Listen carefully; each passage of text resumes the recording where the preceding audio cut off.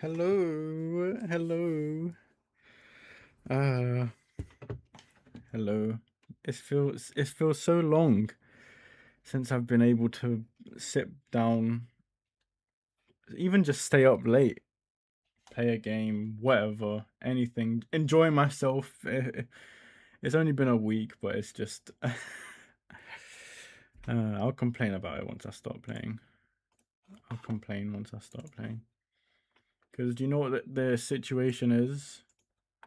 The situation is work is gay. Is that the motto for the stream today? Work is gay. Work is very gay.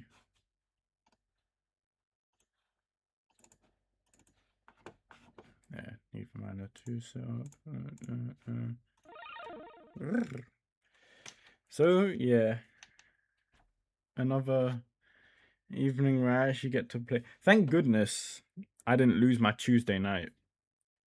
My goodness, because there was a chance that they were gonna ask me at work to. My colleague said I could have worked overtime Wednesday and have Thursday off. That was what they were suggesting last week. But my manager never asked that, so I have Wednesday off. And if I have Wednesday off, that means I can stay up Tuesday night, which is tonight. So if I don't work overtime on a day, because I work afternoon. Let me pick someone. I feel like smashing people.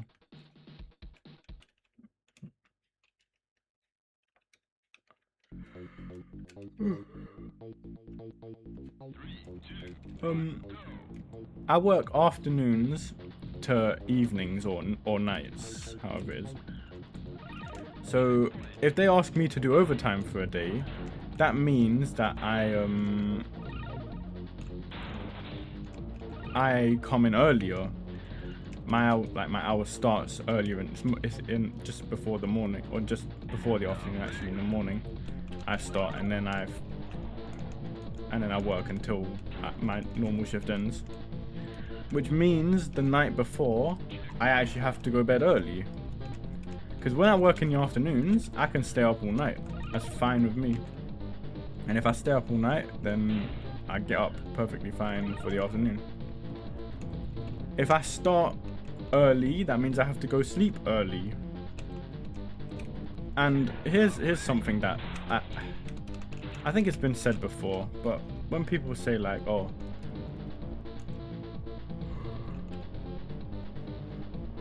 see, I'm yawning. Do you know why I'm yawning? Because this would normally be like 2 hours ago, I'd be going to bed by now.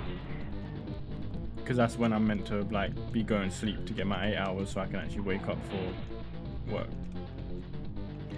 But what they say is, oh, work, like that. I don't know if you heard that song before. It's like it goes like, lucky, lucky, lucky me, I'm a lucky son of a gun.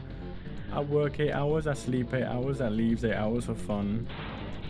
And I'm thinking, okay, you work 8 hours, you sleep 8 hours, that leaves 8 hours of fun. No, that's not how maths works, okay? You don't spawn at work. You don't just teleport there. Like, the second your shift starts, poof, you just teleport at work. And nor do you just teleport away from work once work's finished. You have to get ready for work, you have to wake up, you have to travel there to and back. Like, I don't know if it's just me, but depending on like how close you are to where you work, working is like, whatever your shift is, add like 30 minutes to an hour on each end. So if you work 8 hours, you work, realistically, you're working, quote unquote, 9 to 10 hours on either end. Then you've only got 6 hours, unless you want to shave off an extra hour of sleep or whatever.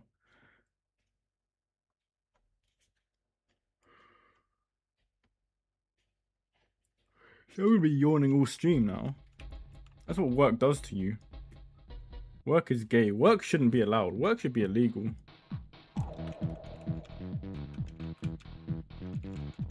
Everyone agrees, right? You know, I actually haven't played Tornado Shop in a while.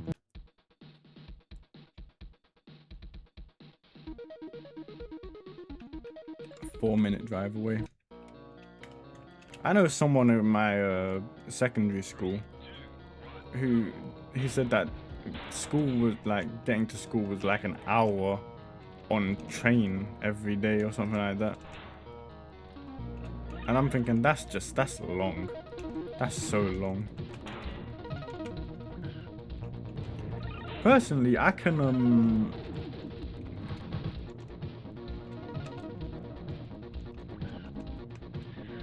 see, I'm just gonna be yawning all stream. Oh no. That was terrible.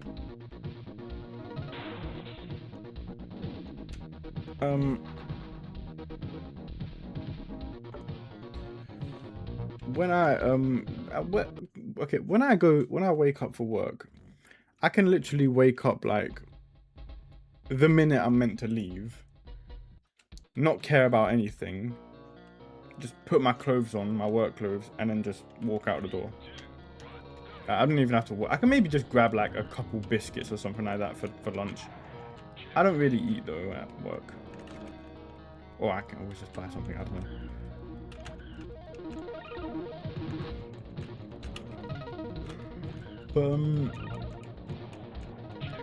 I'm a kind of person who can just leave like the minute I'm meant to be going for work, and I'll always get there on time. But that's still just like, that's still long.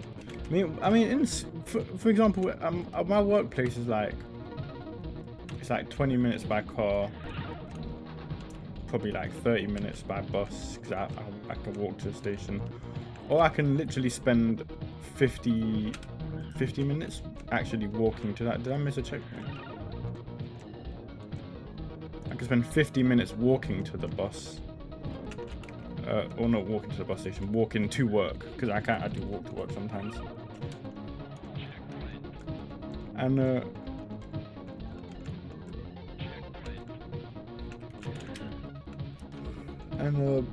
walking to work, that's fine, but it's still like 50 minutes, and I usually leave a lot earlier than I normally would, so I'm there early. So it's just time. It's just so much time.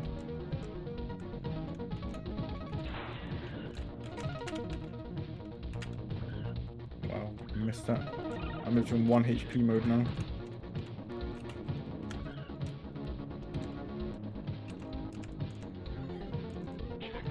It reminds me of back in school.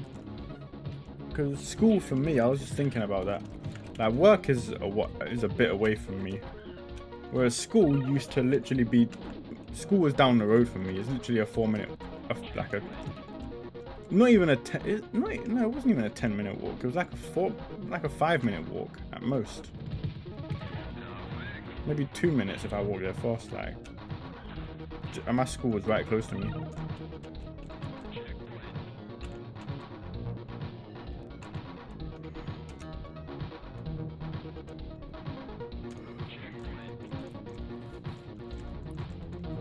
See all the glamorizing you do before work.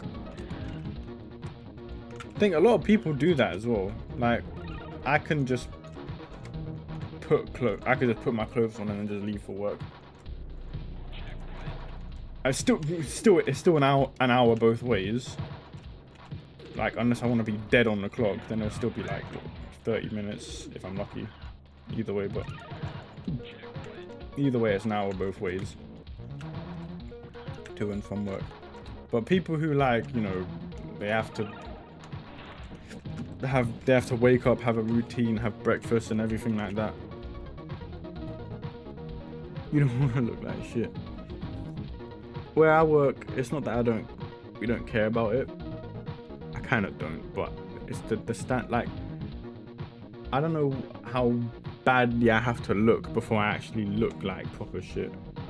Because I can easily just brush my hair a bit.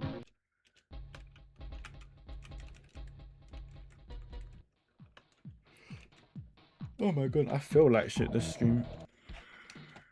This is what bloody early shifts do to you. This is why work is gay. This is why waking up early is gay. This is why never letting people be alone at night is gay. Me, I just want to I want to get up. I want to have work in the afternoon, calm. Oh, but you want overtime. You want more money, like. But work drags though. Like, I could be doing way more fun and interesting things at home.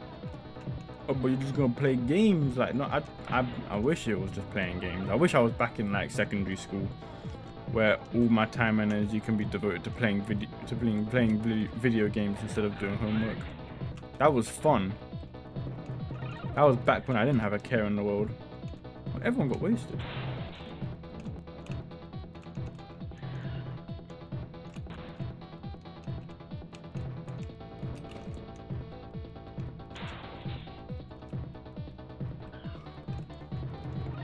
Oh my goodness. You will earn nothing and be happy.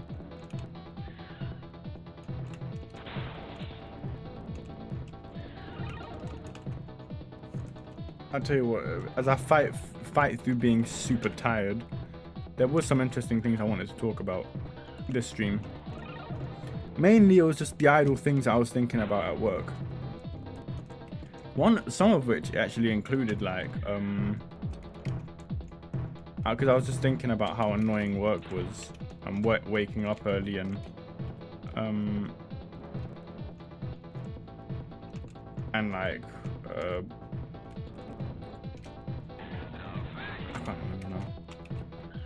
How just work being gay. So you need to know.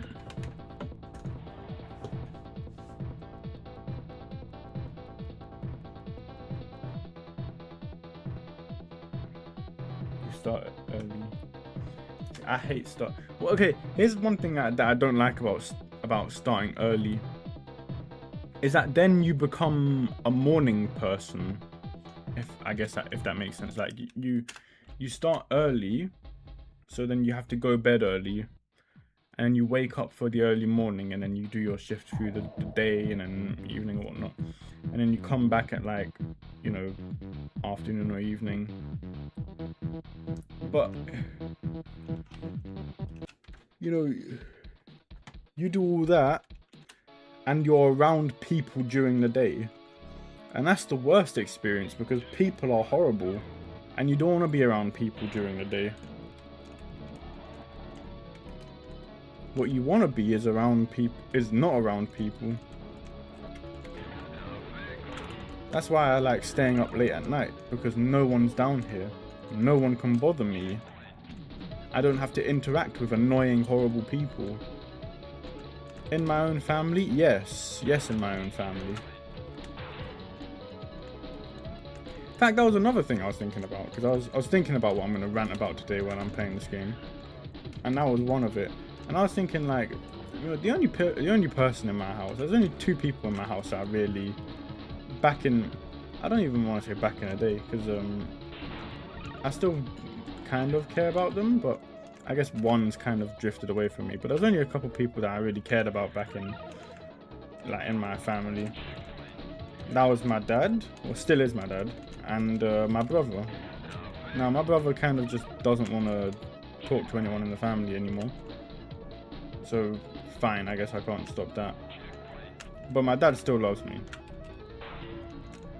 So, anytime, especially when I was in school, I used to get real sad if I'd come home from school and my dad was either sleeping because he had work tomorrow or he was at work.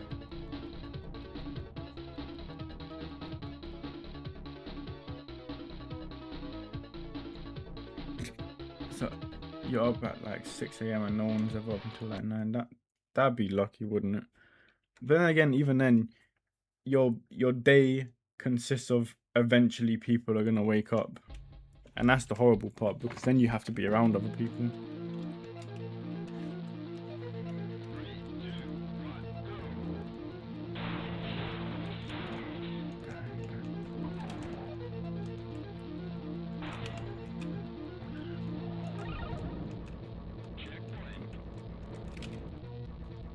I see a paragraph in chat, and you know what, I took a read of it, and you know what word I see in there?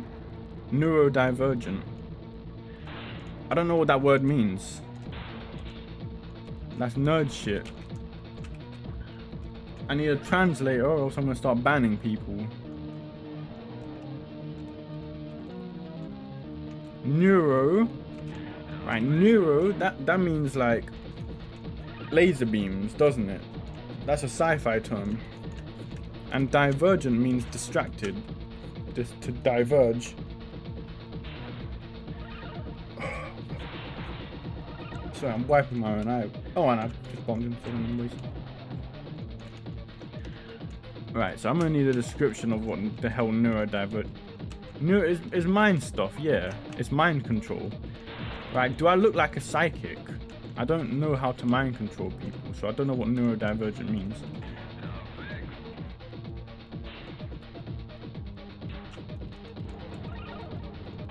Oh my goodness! It means tism. I'm trying to say autistic people like staying up at night. No, I stay up at night because people I don't like are awake during the day. And I don't like people awake during the... I don't like people that I don't like being awake.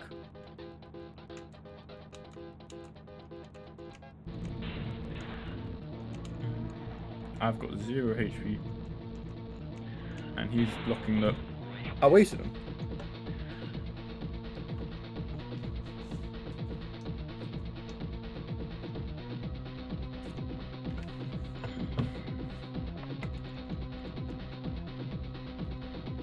Well, I'm not neurodivergent. I'm not autistic. And I don't have ADHD. I'm normal and I'm smart. Okay. Weird people are autistic. again, I have a very logical reason for wanting to stay up at night. And that's because everyone I can't stand is asleep at night. And I get to be alone. And no one bothers me when I'm alone. Because when people talk and bother me and play the TV loud, or they're arguing with each other like they always do in this dumbass house, I get annoyed. My energy starts decreasing. My mood starts fading. The energy just gets sucked out of the room. And I very, very, very quickly turn hostile. Ugh. But of course you can't take out your hostility on your dumbass family.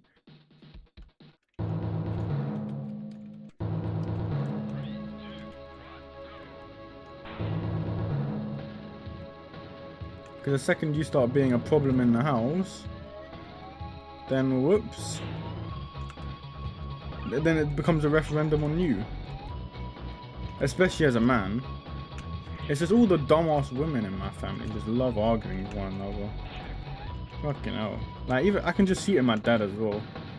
When my mum and my sister are just arguing for like the 1000th time, and he's just sitting there quietly on his laptop, like, I'm just thinking,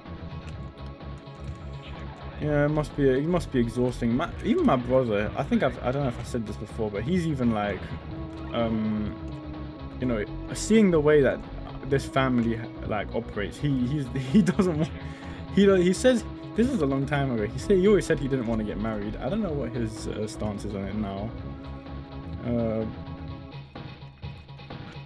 Oh good. Oh my. Am I just doomed to land on L King every time I go up that ramp?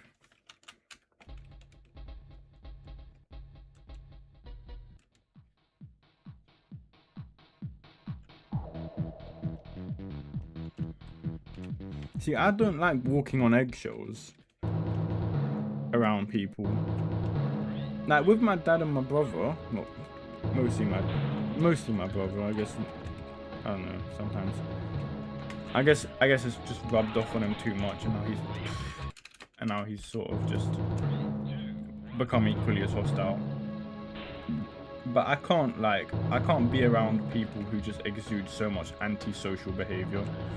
That's why, by the way, I hate antisocial. Like, I hate swearing, I hate arguing, I hate dumb, irrational, like, arguments with people. The second that happens, I switch off, and that's it. I don't want to talk to you, because I know we're not gonna get anywhere. You're just airing your hostilities at this point. I swear.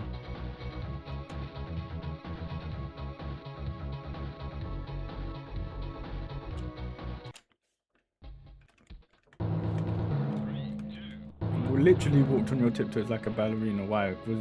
Would your footsteps cause someone to have like a meltdown?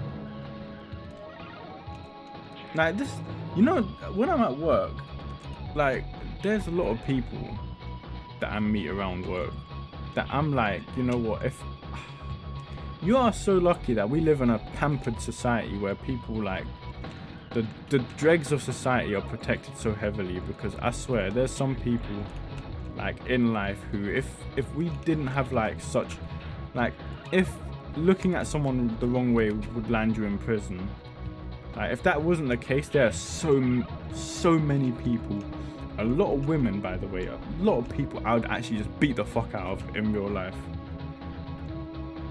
There are so many people that I swear, some people in like just do the most to be as antisocial, as undesirable in human existence as humanly possible. A lot of them obviously aren't English, which is, you know, one thing, because non-English people aren't humans. In fact, a lot of the people I actually really want to beat up in life are also, they happen to be English as well. Like, I don't know, it's just, I just despise lesser people. Like, can we just have like middle class English people be the human standard? Like, can we just breed out every other race of person? Like, can we just have manners? genetically engineered into the human genome. Can we have normal civilized behavior now? I knew that was gonna happen. I can't beat this level.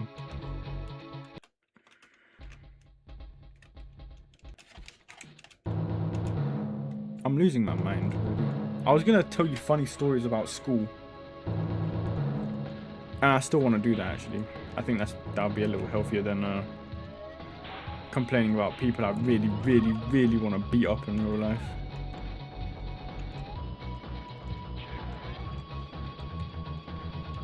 I'll tell you what, back in because I was thinking about school when I was at work. I was thinking about like me at school or me at work takes like what, an hour to get there and back. My daily routine is like I sleep until like 15 minutes before I'm meant to leave, and then I get up.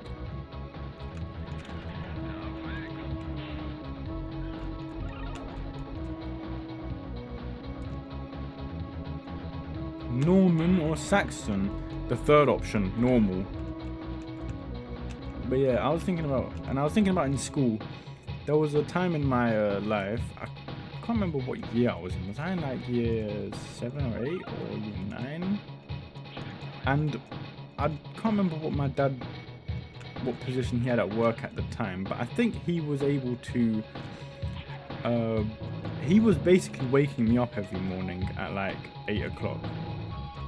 8 o'clock, okay, before 8, he'd wake me up. And if I didn't get out of bed by 8, then he'd come up and force me out. Then I'd come downstairs and I think I'd make the cereal myself. I'd have cereal, I'd put a little white table next to me, and me and him would watch cartoons together. We'd watch like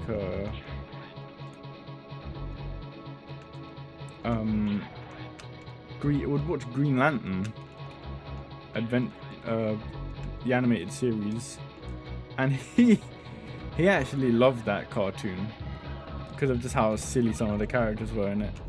And I'd be sitting there eating my cereal, watching it, and I think by about like 20 past, he'd tell me to get changed into my school uniform, which I always did.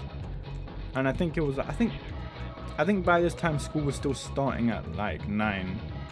So by the time, what's it called, finished,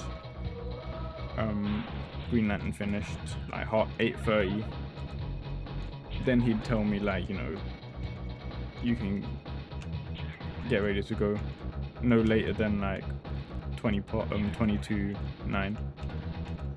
And I leave and I get there and I'll obviously be in the playground like 10 minutes before 9, and then yeah, I'd be in school.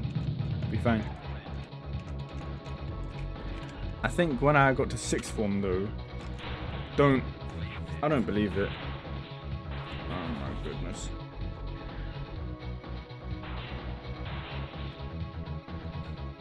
Can't believe I crashed and bloody lost. So I think in 6th form, oh my goodness, they changed the time for school, so it was like 8:40 school technically started, and we usually finished at 3:30. Now we finished at 3:10. This was in 6th form, so that 6th form made my days and nights a little more gay, because now I have to, I mean, to be fair, when I was a kid, I used to stay up till like literally 6 a.m. chatting with my brother, or I'd either be talking with my brother about like comic book characters or fictional characters, about like, you know, power scaling and power threads and whatnot like that. We'd always talk about characters and like fighting and whatnot. Or we'd be playing on a Nintendo DS's together. And we could literally be up until like 6 a.m. doing that. So I died in one hit. I'm never getting past this level. Spare me from this horrid level. L King is just annoying me so brutally. And I got launched again.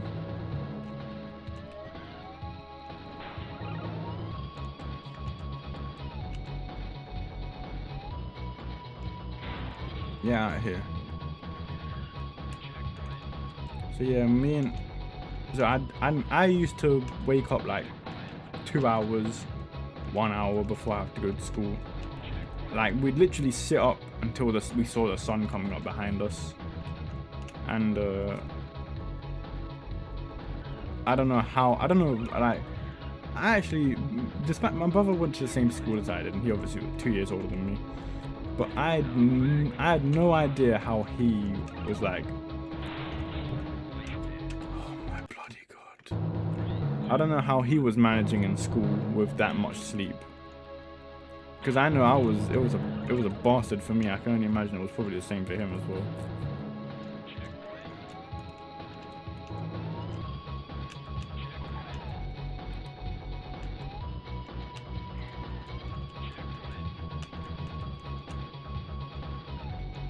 But yeah, that's how we sort of managed in school on 2 hours, 1 hour of sleep, whatever.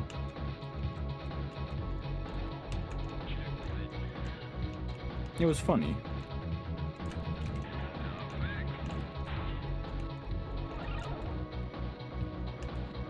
But I tell you what, back in school, yeah, especially when I was in school, the school eventually became like it became strictness and punishment over actually trying to teach students.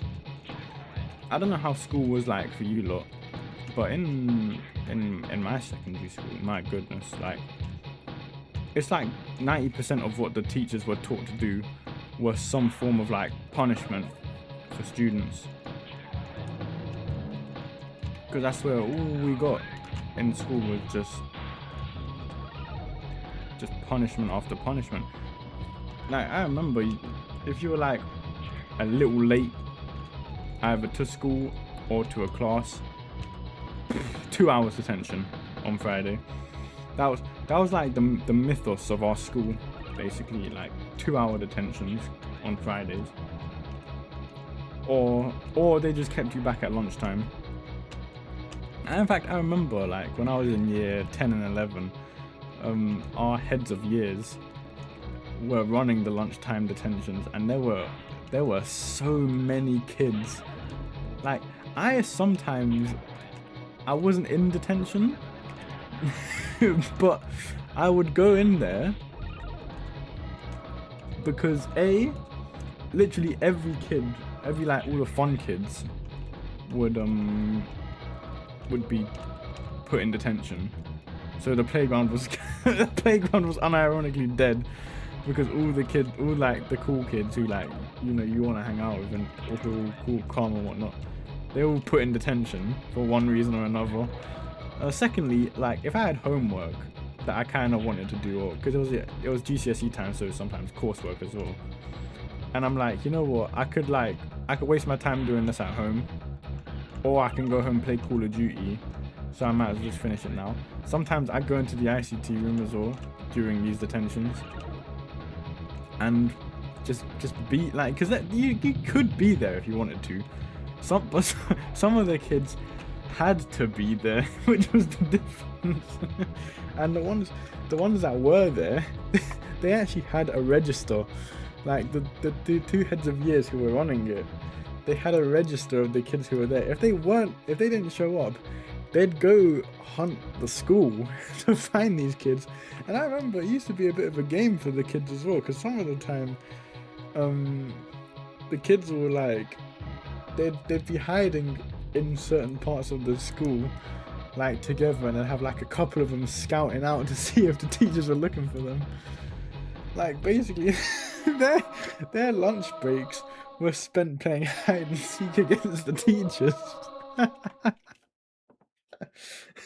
and in the detention as well, in the lunchtime, because these are strict teachers, they're like, obviously these dumb kids, like they can't help themselves but goof off.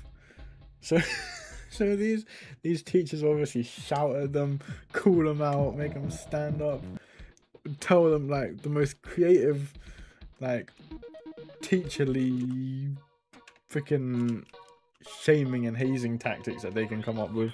So it's unironically entertaining to just sit there just to witness the spectacle of detention for the bad kids. Some of them I was cool with as well. Well, a lot of them I was cool with as well. I was literally just there because they were all there and it was kind of dead on the playground. When you make detentions so like you literally lock up all the bad kids in detention. So now it's the only source of entertainment in the playground. Not even in the playground. So I found that so funny.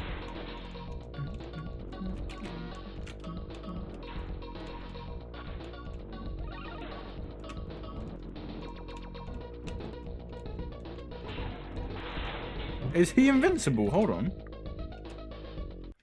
He is invincible. That was the invincible Formula 7 glitch. What is zombie? What's gateway?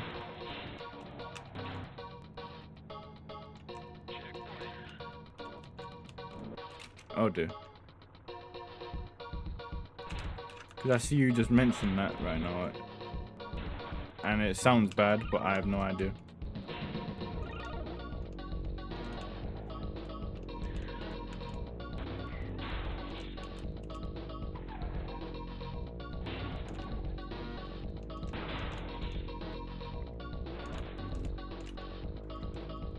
Better classes. Surely that'd be a good thing, because if you want to, like, unless you mean, like, you know, the jokes of, like, the bad classes of going away, then yeah, I can understand that. But, you know, don't you want, like, you know, a decent experience in school? Because, you know, if not for the fun that sometimes could happen in school, I also hated being in school. I hated the thought of like being in a class and like having to think and learn and think, oh no, I have to think about this stuff, like, oh, I don't like doing homework, I hated all that stuff. Like, if the teachers made it entertaining to a degree or like comfortable, I didn't mind it. Let me just read this.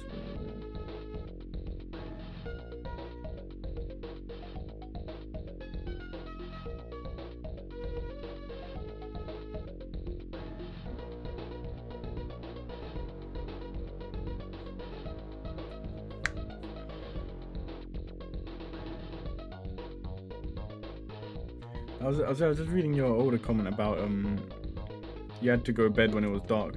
My bedtime was like 9-10 o'clock, I think. Like when I got home from school, it was like obviously 3 o'clock, maybe like 4 or 5 we had dinner, and then rest of my hours Call of Duty or just PlayStation, whatever, and we'd play it until we got shouted at. Like, we'd be playing it until our mom or my sister, ironically, because she loved just wanting to boss me around at that time, would come up and shout at me for being on the PlayStation. Go to bed. Cause we just wanted to play PlayStation as long as possible. But then when we got into our bedroom, we had Nintendo DS's. I think only one time our mom confiscated them, and I think I snuck into a room before to steal them back. Because obviously we got to play Mario Party, we got to play Super Mario Bros, we got to play Transformers, 2-player Transformers. My brother would play 2-player Transformers with me, but he just like he never took it seriously. Who wants to play Autobots? Who wants to play Decepticons? He wants to play Decepticons. Okay, fine. Who we join a lobby with each other. Who does he pick? Starscream. The millisecond the game starts, he transforms into a jet and just flies to the ceiling, and that's it. No Autobot can reach him. And he'd just be up there, freaking goofing off. And I can't reach him. I literally have to climb one of the nearby walls just to try and like lock onto him and then launch a rocket at him, because the rockets could knock him out of his jet state. And that was literally the objective for me. But yeah, your other comment, you had to, this one right here, you have to pay attention in school, and you never like that. I mean, I could somewhat pay attention in school. I just found it so boring and I didn't like it. Like learning history or geography or like what am I doing? I'm a kid. I don't give a fuck about it. This is one thing that I've kind of always, I can see why they do it with kids at a young age, and I guess it is a matter of how it's taught to them. But like, you can't get kids to learn this stuff at young ages. They really like, who's gonna care about this as a kid? Like, I'm learning about Cheddar Gorge and placing coordinates on a map in like year 7.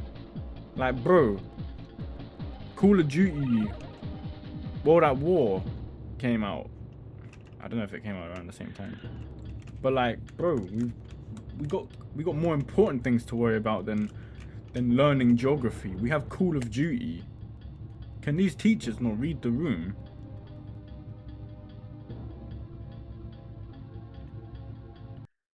I'm obviously joking around a bit, but that's sort of the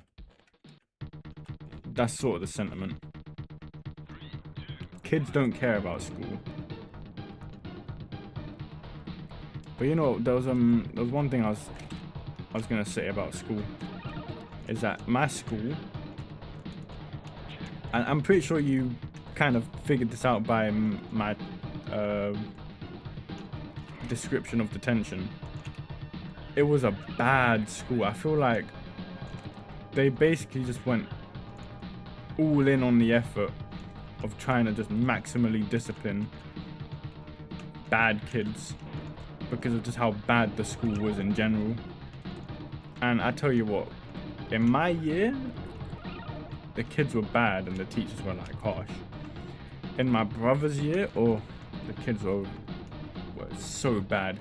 In fact, we had I don't know if I told you lot this already. We had traditions back in our school. We had 2 sites. We had the lower site and the upper site. And the lower site was year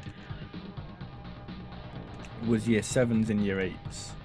Those are obviously the first years in secondary school. Then the upper site was year 9s, 10s, and 11s. And we've always had traditions, unspoken, and these were age-old traditions that even extended as far back as when, at least how we said him, they extended as far back as when my sisters and the people before them were in school. And that was at the start of the year in the lower site, year 7s and 8s. The start of the year 8s rushed the year 7s. So basically, the kids who were in year 7, they've moved up to the upper year, and now they have a new fresh year of year 7 kids who just came up from primary school. If they come up from a nice humble primary school, then they're in for a rude awakening. I actually came from a nice humble primary school, but fortunately I managed to because I had an older brother who warned me about this. I managed to avoid getting rushed. I almost got caught, actually. A couple of us got cornered in one of the upstairs hallways where the science labs was, but fortunately there was a teacher there, so they broke us up before the year 8s could rush us. But the year 8s, would rush the year 7s. And in case, I don't know if it shouldn't be that cryptic, but rushing means you get beaten up, you get banged. You get banged up. And yeah, it was just tradition. Start of the year 8s will rush the year 7s. And the second tradition, at the end of the year 7s and year 8s would have a fight with one another. Usually in the big playground. We'd find a nice spot, a nice time. Kind of word will pass around. Sometimes word will pass around and the teachers will clock on as well. Which is often how they get sorted out beforehand. Fuck me. And then, but usually we have like a big gathering. We usually send, obviously the bad kids are the ones who want to do this the most. And then yeah, they just bang each other in. Just have a big fight. And it's bragging rights. Like if some of the year 7s can bang in a couple of the year 8s, then it's calm. I tell you what, I didn't participate in the year 7 and 8 fight when I was in year 7 at the end of the year, because they got cracked down pretty hard. But I did participate in the banging in of kids when I was in year 8. I remember there was one kid in obviously year 7. A couple of my guys were after him. And I think this guy slipped their grasp. So I chased him across the whole playground, and eventually he ran into a wall. And I caught onto the wall next to him, and then he ran, and then he got caught by another one of my boys. And then yeah, we banged him, and he got thrown to the floor.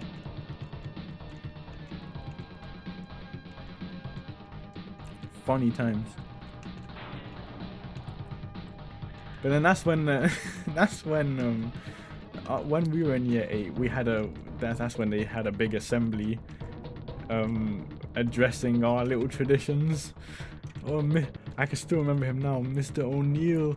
Oh, everyone's saying that, oh, these kids rushing each other and fighting each other, oh, it's just tradition. Oh, slavery was a tradition. And we're thinking, yeah, it was a tradition. And we were like doing it. And we kind of want to keep doing it. I think the year below me, the year 7s below us, when they became year 8s, I don't think they did the tradition. I think it ended with them. They were a very soft group of kids. Like the fact that about to say the name of the school there, but I won't. It's the great tradition of our school sort of died of this Snapchat era of kids. It's just not the same, is it?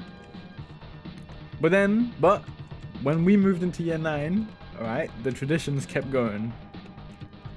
And the traditions in year 9, because the upper site is year 9s, year 10s, and year 11s. So they have slightly different set of rules over there.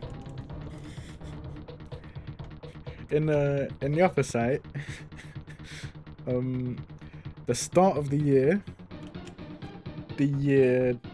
11s rush the year 9s. You have to think, by the way, year 11s, they're like 16-year-olds now. I think they're 16. It should be 16, yeah. So they're like 16-year-olds beating up 14-year-olds who just came out from the lower site. It was brutal. My brother was 2 years older than me, so he was in year 11 when I was in year 9, and he was like, here's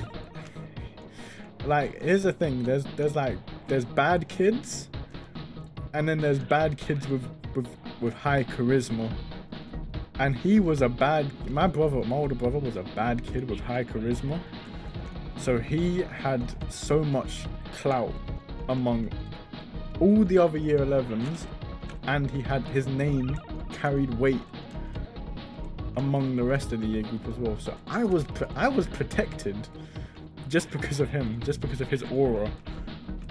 But the other kids weren't. Fortunately, I got a lot of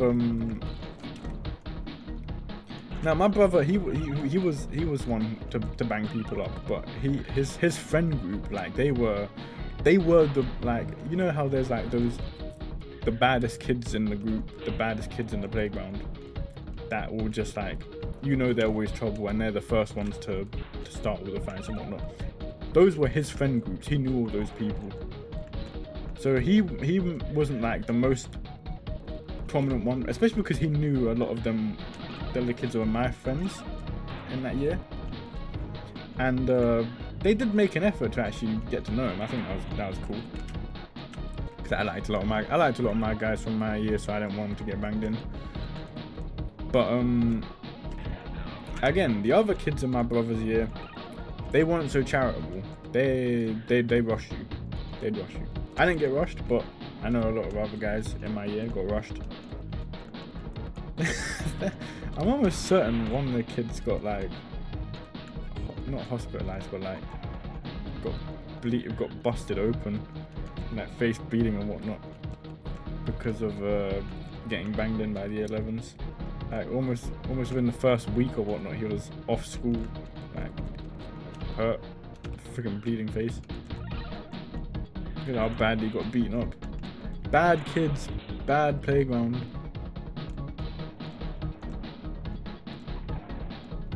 Menace. Where is this last person, by the way? Oh, okay. Just wasted himself somewhere. I hope chat's moving for me.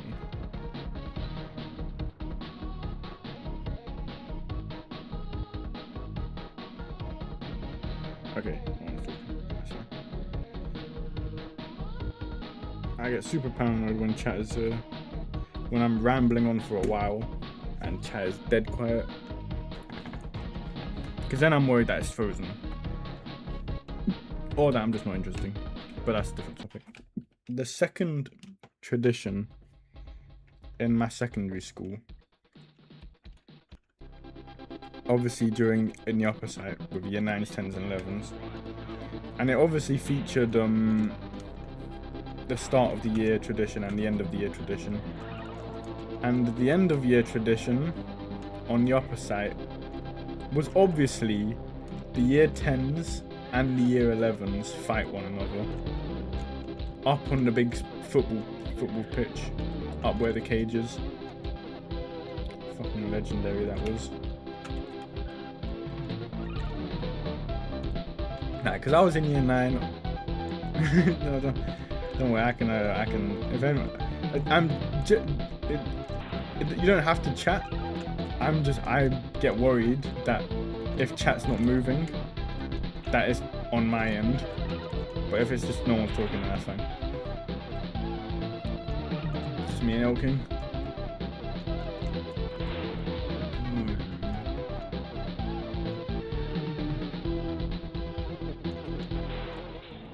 And there we go.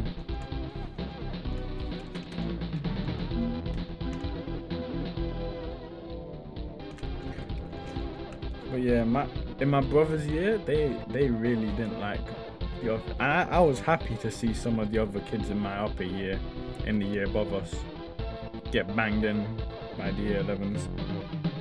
They were quite a tough year though. There was some guys there that were like, that could hold their own, but you know, my brother's year, they were for the demons. And then obviously when we became year 10 and it was time for us to have our storied rematch of them, you know, 5 years in the, would it be 5 years in the making? Since we were in year 7 and they were in year 8, now they're in year 11 and we're in year 10. And we got another fight coming up with them. Like, come on, that stuff. That's history in the making. That's what traditions are made of. And oh, I remember it now. When my year was in year 11, yeah, and we fought the year below us. Some of the bad kids in my year, ooh, they got in a lot of trouble. I think one of my friends, I guess it was friends. He was close enough acquainted with me, and I was cool with him. I think he got expelled because after like there was they had their fight. I think he was like he was walking out of like the cage or whatnot, walking out of the walking into the playground, and some one of the kids that he beat up like was like going out with this girl, and that girl tried to get mouthy with him, and so, so he uppercut her. And yeah, that was history for him. That was funny. Some girl got mouthy at him because he beat up her man, so he sparked her in the chin.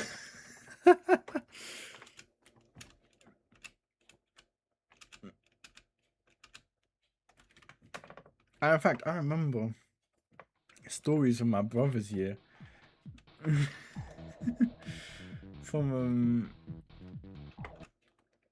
even just like when the girls would fight one another. I remember there was one girl who like I think she was studying catering or food tech, and this other fat girl must have like I think well no I think she was a fat girl, and then this other girl like backed into her, and knocked her cake on the floor in like the playground or whatnot. Don't know what it was doing it like what she was doing with it on the playground, but they got into a they got into a fight like a scrap between these two girls. And my brother told me there was weave everywhere. Oh man, I love it when people used to get in fights in school. I remember there was a time in fact, you know my boy who I went to the wedding of recently. I remember one time I was in like this was in year 7. We were just in the playground, and then like a group of kids just start like spilling out into the playground with us coming from like outside they're spilling out from inside the building coming out into the playground with us, and I'm like what was it, like a commotion and whatnot talking, and in the middle of not weed, weave, WEAVE, as in I don't know if you lot in America call it the same thing, but weave is fake hair. These are girls. These are obviously black girls, so they had fake hair in their head. But yeah, when so this group in the playground spill out, and they're like whoa, and in there I see this like this little black kid with his fists up like he's a boxer, and I see my man there, guy who I went to his wedding. This is obviously back when he was in year 7. We actually didn't really know each other back then. He was cool, but we weren't like acquainted back then. He's there and he's tall. He's probably even 6 foot back then. He had his fists up. He had an angry look on his face. I remember he leaned forward. He was those two were in the middle of the circular crowd. And he leaned forward and just took a right swing punch, and that guy, it hit the guy's face and his head spun sideways. Oh, that was funny. And then everyone was like, you know, anytime a punch gets landed and you hear the impact, everyone goes, ooh. That's funny. Like when shit used to kick off in the playground, and everyone used to hype it up. Ooh, like when you're in a roasting match with someone, and you kind of throw a dead roast at them, but everyone just hypes it up.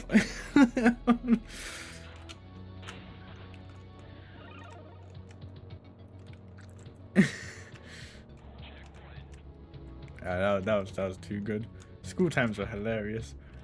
I remember I got into a fight with someone before, because there was this one. Funny enough, me and the person I got into a fight with, we like by the time we got like into like I think even year like 10 or 11 or 6th form, we had no more beef with each other. Like by that time we'd obviously grown up. We just outgrown any kind of hatred we had for each other, and we were cool with each other. He was like in every now and then he'd be in our PlayStation group chat, and I'd be like, yeah, it's cool. I think I met him in real, like because he was working somewhere near me, and I think I met him before, and I was like, yeah, it's good to see him, despite the fact that I had a fight with this guy. And I think I even told him, like, you know, and I think I even said, like, because whenever I get into a fight with people and like as the years go by, we just sort of dissipate any issue we had with each other. I always tell them like, hey, yo, you remember that time we never used to get along? Yeah. I'm like, yeah, I'll be the first one to be like, yeah, I apologize for that goofiness back then. We're obviously older now, so I'm not gonna like, you know, what happened was in then. We're cool now. And they'd always be like, yeah, they agree.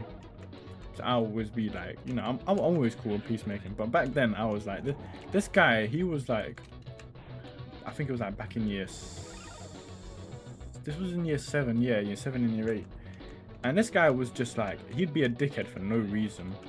Always like, just hating on like me or a couple of my friends because like because he thought we weren't like part of like the cooler group. But he'd always like, oh, you. Anytime he'd be like near us, he'd just say a sly or anything. I think it was one time in PE or whatnot, and I think I did something interesting or whatnot, and I was hyping up with a bunch of other guys there after PE, like we're getting ready to get back into the changing room. And I think this guy comes up to me, he's like, oh, you're so moist or whatnot. Moist means uncool to my face. So I picked up like one of those blue, I don't know if you lot had, you know, rulers, flat rulers that you use to like draw straight lines, measure distances on it. 30cm ruler. It was half of a 30cm ruler because there was these solid ones that fold up, they're like see-through, but they were quite solid ones, like you couldn't just bend them and snap them easily.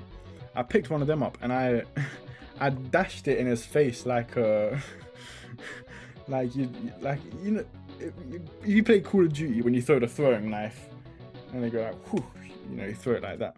I dashed it right in his face, so boom, like point blank as well.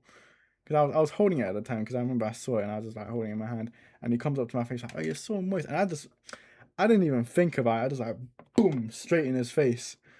And then he reflexively slapped me on the side of the head, so I grabbed him instantly and we just started like gripsing each other right there. And I swear I was actually, we were ready to like throw hands at each other. Had other kids obviously not stepped in and just separated us. Fortunately, they separated us before a teacher knew, so we just like, no one said anything. We just sort of kept away from each other from then on, and then, you know, nothing ever happened from it. None of us got in trouble. But yeah, people in the playground get into fights. Yeah, it's funny. But you know what's more interesting? Now we've reached the stage. I feel a lot more awake now, by the way. Talking about my school years always keeps me entertained. But we reached arrested by the man, the stage of the day. Moist, yeah, moist you. You get called a moist you. Like, oh, you're moist. Later on, it evolved into dry, and I remember asking someone, a man, like, you know, you lot all chatting slang, yeah?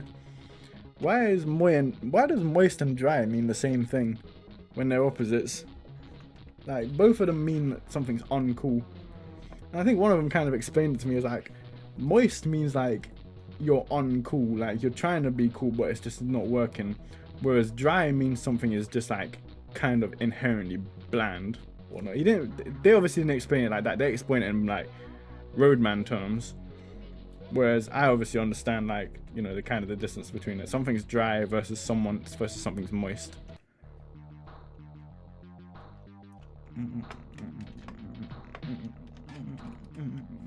Officer on the beat. Yeah, school days were funny. I remember there was one incident that happened. I can't even remember what happened. I think it was like everyone in the year group just wanting to find some reason to like fight or just, you know, start something stupid. So every now and then, like, a kid would like, someone would throw like a penny or like 10p or like 5p on the floor in the playground, and everyone would scramble to get it. And by scramble, they'd obviously punch up one another. And I remember I remember this happening, and I don't even think I was there to see it, because I think this was when we were in year 8 And it happened on like, we had a big football pitch for a playground, and one of the upper areas by like the back end of the school where the PE gymnasium was. I mainly hung out by the front area where like the grassy area was, and like there was benches there. There was benches on both sides, but I kind of hung out by the first area because sometimes me and my other boys would like, kick a ball together or whatnot. But I remember this incident sort of caught massive wind, and it caught so much wind that the teachers obviously got involved. And I remember it was on they showed it in the assembly, and they had the bloody like TV projector up to show like the security camera footage, because there was a security camera right by that area, so you can see the whole fuck this guy. So you can see the whole incident that happened. And like, I don't even know what was happening. Like, I could see a couple of kids just sitting there, and one man like picks something up, throws it, and then you just see a crowd at the top of the screen just charging around. And obviously like a fight broke out and whatnot. And I remember, all I remember from that incident was one of my guys next to me during the assembly like nudged me and like, look, I'm on TV. that was the fun out of it.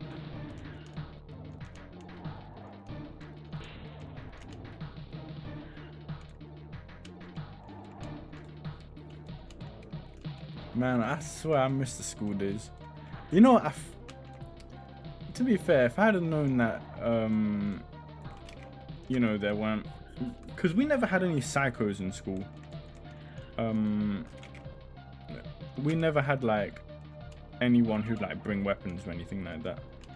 No one was violent to the point of like irrational insanity. Maybe there was a couple you might have to worry about, but everything was kind of disputed, just fisticuffs, if anything.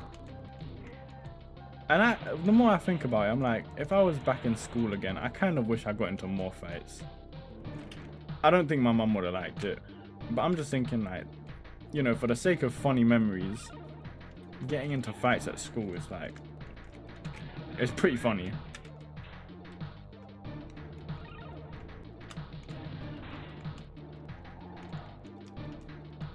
There's a lot of men that I wish I just like, to be fair, I was kind of cool with a lot of people, so I guess I wasn't really one to be starting fights or anything like that.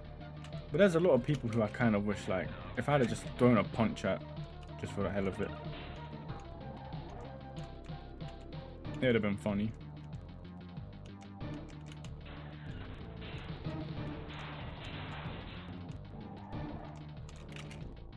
But I tell you what,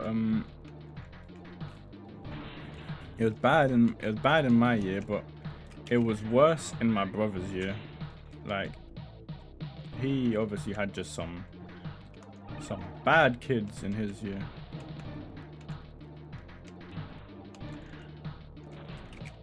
And I can't remember the exact fights that happened in my brother's year, but because I'd occasionally ask him like, tell me some stories of some like fights that happened, and some of the stupidness that they got up to. Like, I remember some of the kids would like shout at some of the teachers, throw shit at some of the teachers. Like, yeah, they were like, even as early as my brother's year, the teachers weren't safe.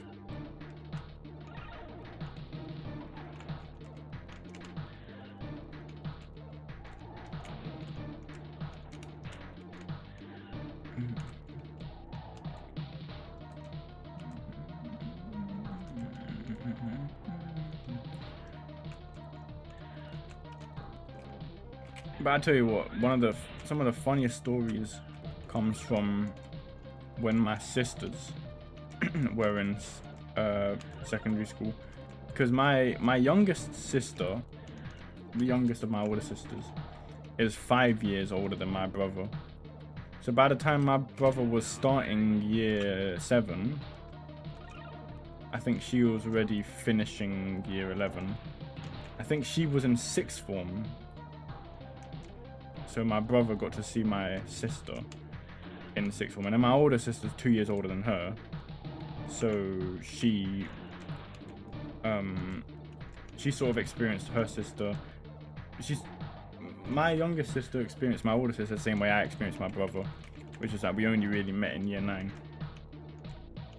Obviously, she went to sixth form, but by then, my other sister was already left school completely.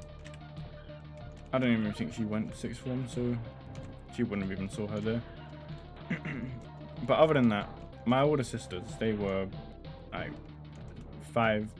7 years and 9 years older than me, so they were like a bygone era of this school time. And oh my goodness, the stories from there, like there's 2 stories that stick out in my mind, and that is that the year 11s back then, they ran the school like a fucking cartel. They one thing that they did was they'd line up the hallway that led. There was 2 halls that led to the canteen from the playground. There's obviously the hall from the main hall where the offices is, where it's just a short path down the left and then down in front of the other offices, then keep going, there's a canteen.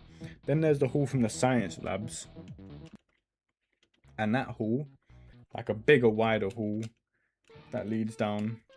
And what they'd all do is all the year 11s would line up along both walls of that hallway and all wait by the big double door that led to the canteen during lunch. This was during lunchtime.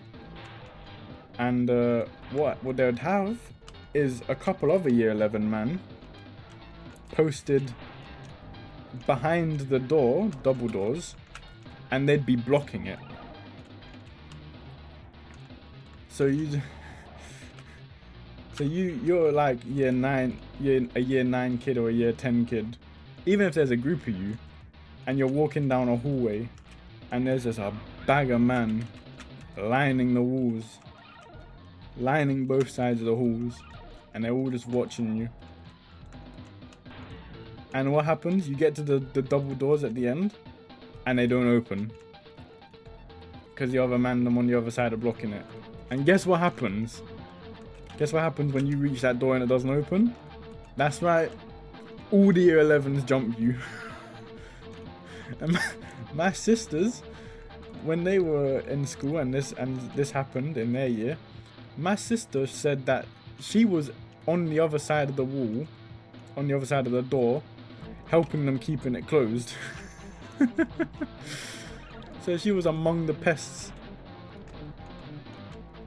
who are keeping the door closed, while all the mandem were on the other side of the wall just beating up kids in that hallway.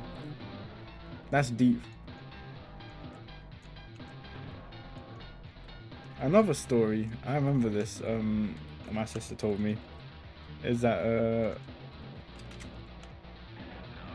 when you're in the upper site, there's a ramp up in the playground that leads up to the football pitch, and it's got big metal gates there, big metal gate doors, and it's surrounded by the fencing.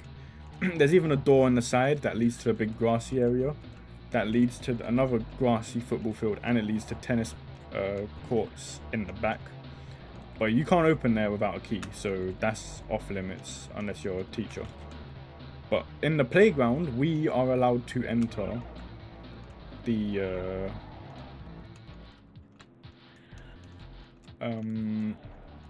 main metal area. In fact, I think by the time I was in that year, they actually did have the even that side gate open, so we could actually go into the grassy area, and we could go into the tennis area.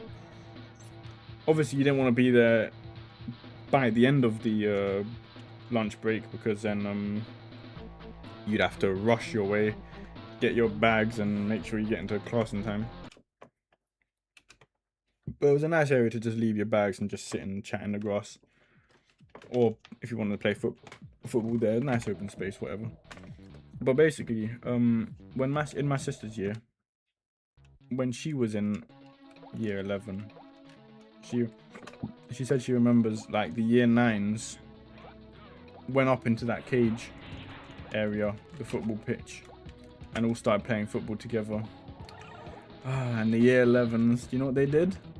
They went up there, big bag of man, and they closed the gate.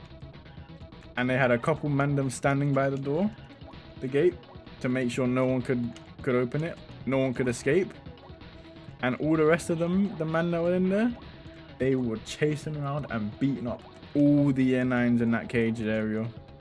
It was literally a death trap.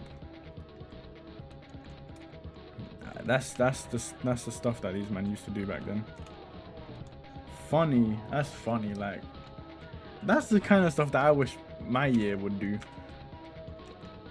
But like I said, the year beneath us was like the year that broke the chain, the softest year. We also had an extremely strict. Yeah, I think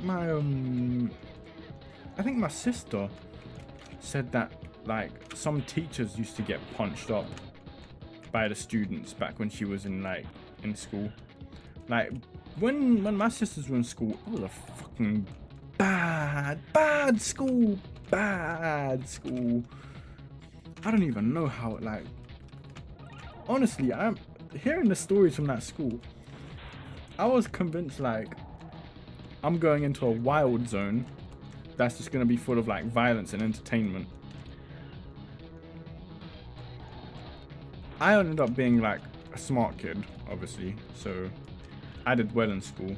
Turns out there's actually some good teachers there, and it started actually getting like pretty strict by my year. But yeah, some of the legacy of that school, like, it carried over quite a bit.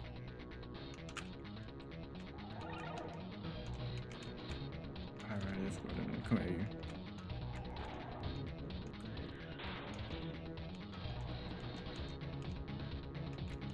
In fact, I remember my sister told me a story before how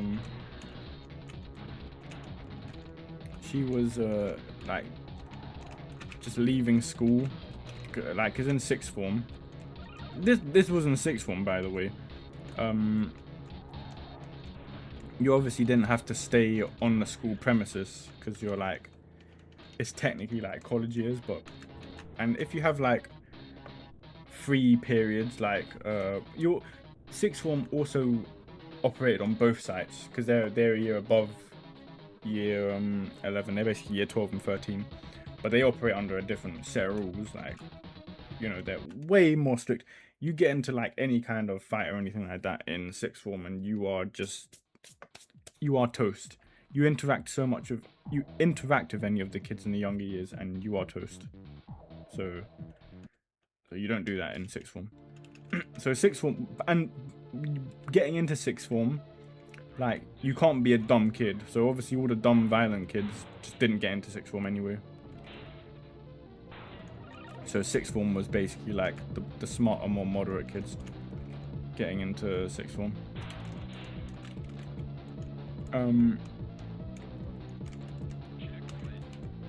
But my sister said that when she was in sixth form, she was like going out with a couple of the guys.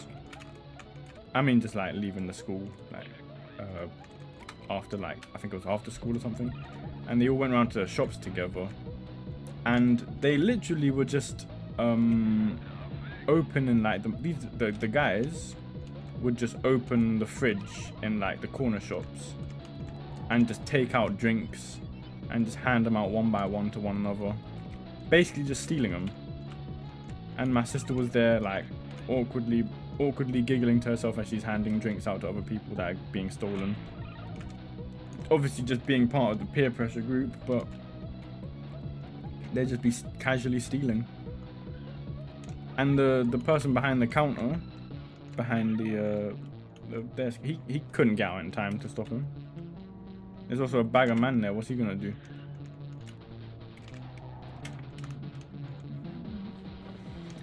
So yeah, kids were just rotten back then. In fact, I remember now that my sister said that when she was in like years 10 or 11, she got into detention before, and her and her friends would just sneak out the windows, climb out the windows and just leave. Like, they just didn't even want to bother like serve detention or whatnot.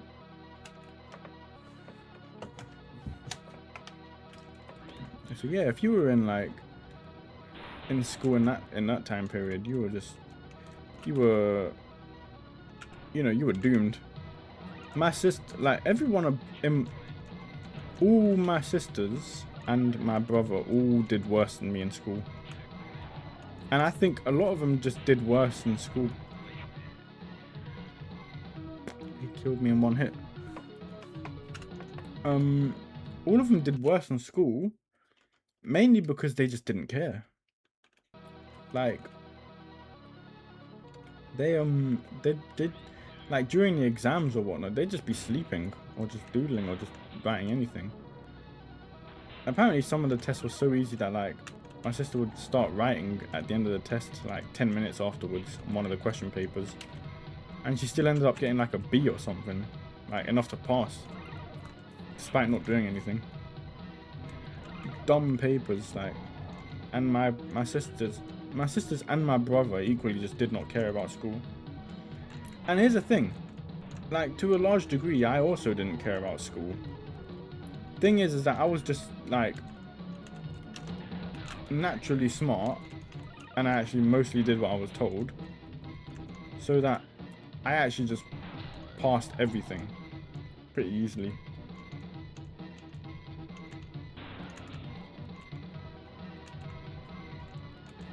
So I ended up with 13 GCSEs, which I didn't get as many A's, but that I think I was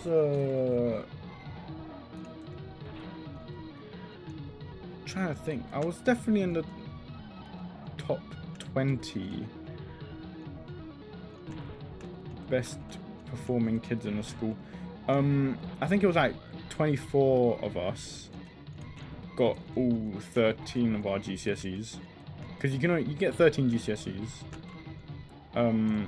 as standard. Actually no, you only get 12 GCSEs as standard. I got 13 because I did physics, and you only did, I'm sure, yeah, you only did physics if you were in the top set for science, for biology and chemistry. And I obviously passed those two, so I was allowed to do physics, and so that was an extra GCSE for me. So I had 13 GCSEs. I think one girl had 14 GCSEs because she took an extracurricular language that she was allowed to include in her GCSEs, and it's obviously a language that she knew, so she obviously got a GCSE in that.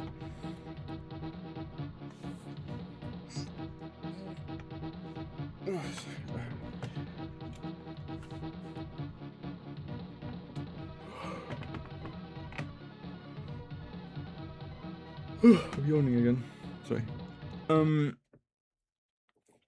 So yeah, this one girl got 14. I think it was either 14 or 15 GCSEs. It was like one or two more than what even all of us like normal smart people got. Because I know some people, I think she might have took 2 languages actually. Because I know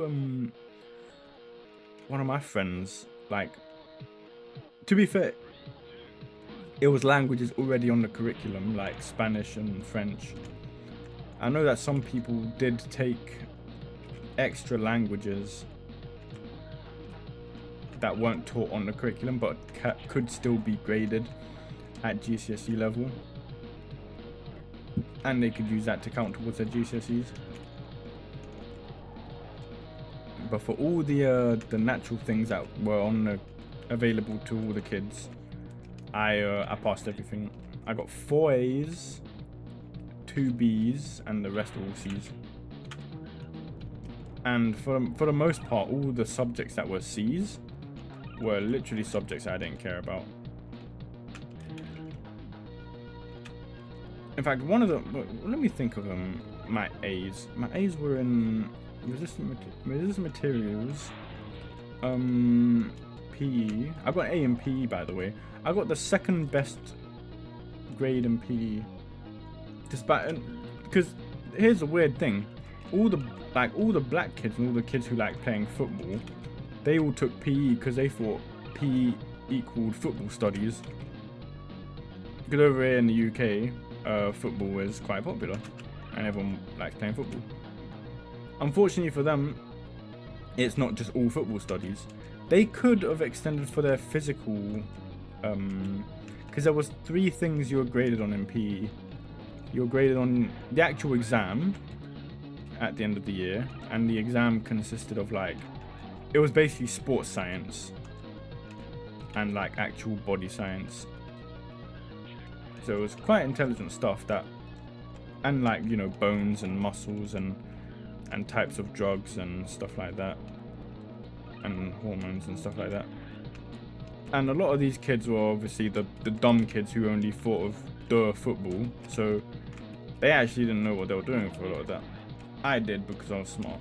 Second thing you were graded on was coursework, where you had to evaluate your own physical fitness, or your own health, actually, because there's actually a strict definition for health that a lot of people in modern society, even modern academics, get hilariously wrong, which makes me question. Whenever I hear people get the definition of health wrong, or they use health, like when people say mental health, for example, I know they're not talking about actual mental health, because they don't actually know what mental health is.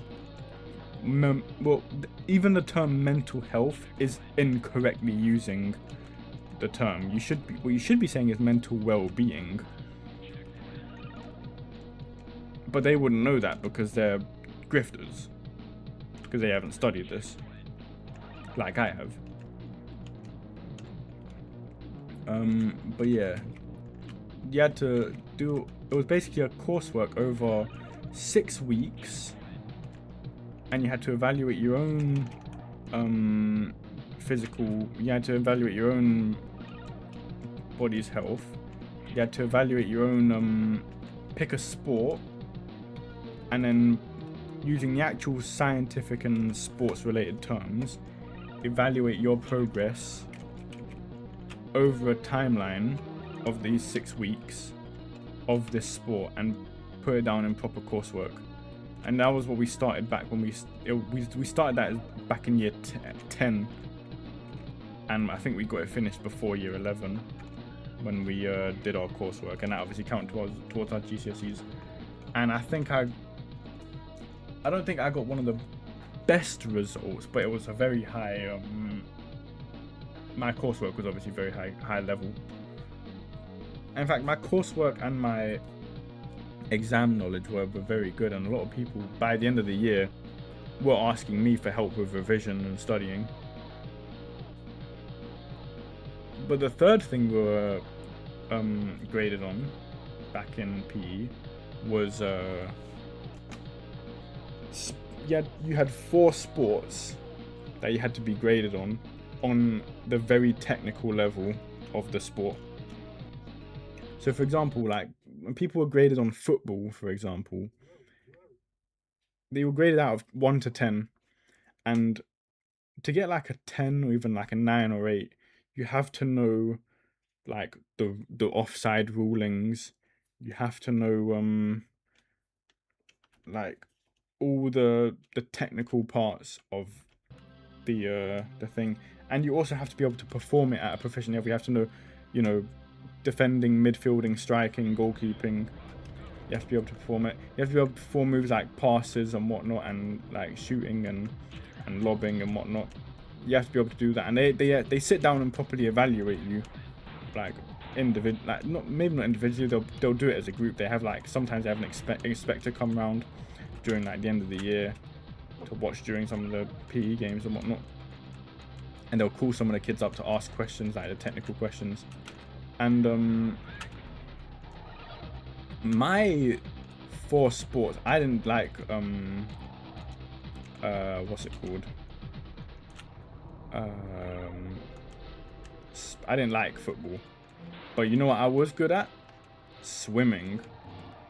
And with swimming, here's the thing. For the sports, you had to choose 3. Okay, you had four to choose from. And at least one of them had to be a team sport. And at least one of them had to be a solo or singular sport or grading for something. So something could be a team sport that you're getting graded on, while something else could be like an athletics thing. Like, so I remember one kid was doing like mixed martial arts as well, so that'd be a singular sport that he was getting graded on. And so yeah, you had to do a mix of at least one team, at least one single, and you had 4 to choose from. You had to have at least one of them. So you can have 3 of one, like 3 solos, 1 team, 3 team, 1 solo, or 2 solo, 2 team sports that you're getting graded on, or physical activities, of like proper graded physical activities. And here's the thing, I was able to get 3 easy 10s because I was allowed to pick 3 of my sports as swimming. I was allowed to pick swimming as the technical side of it, the fitness and technical side of it. Swimming as athletics, which was literally long distance endurance swimming with proper technique. And I was allowed to pick lifeguarding, which I actually had to go out and with a teacher one day to one of the like pool gyms and whatnot, and we did a full lifeguarding session there, and I nailed it. So I got 3 easy 10s, and in my last one they said I could pick like, and I think it was athletics or something, and they said the instructors aren't really watching, like any external instructors aren't really watching me, so they said if I could just pick like athletics or something and jog around like the pitch and even pace or whatnot, I can get like a 7 out of 10 for it. So I basically, pun intended, swam under the radar and got like 37 out of 40 because I was good at swimming, and because I was not being properly inspected. What's up, Supreme Awesome Project Lancelot? You're gonna show me something? If you're gonna show me something on Discord, I don't have Discord open.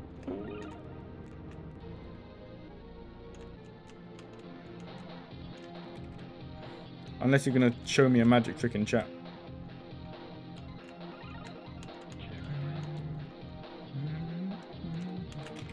But I wanted to tell you a lot more about oh my goodness, this is a loss, isn't it? Drifter Rex has got terrible handling.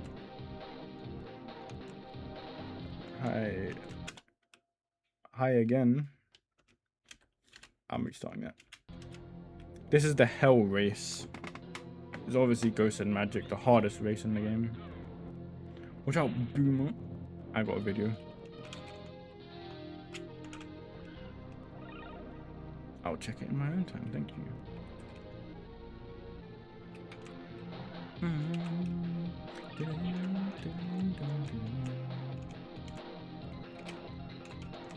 Oh my god, why'd you have to turn around like that? Okay. Okay. I can still win this. Mighty 8. Wait, no, Mighty 8 is not ahead.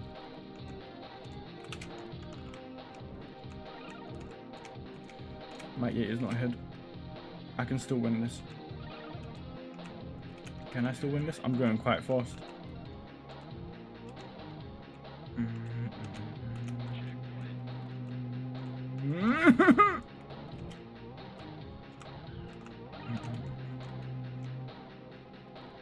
Alright. But for swimming, I still remember the criteria that they wanted. For the fitness one, it was quite easy. It was, can I pick any stroke and swim continuously without breaking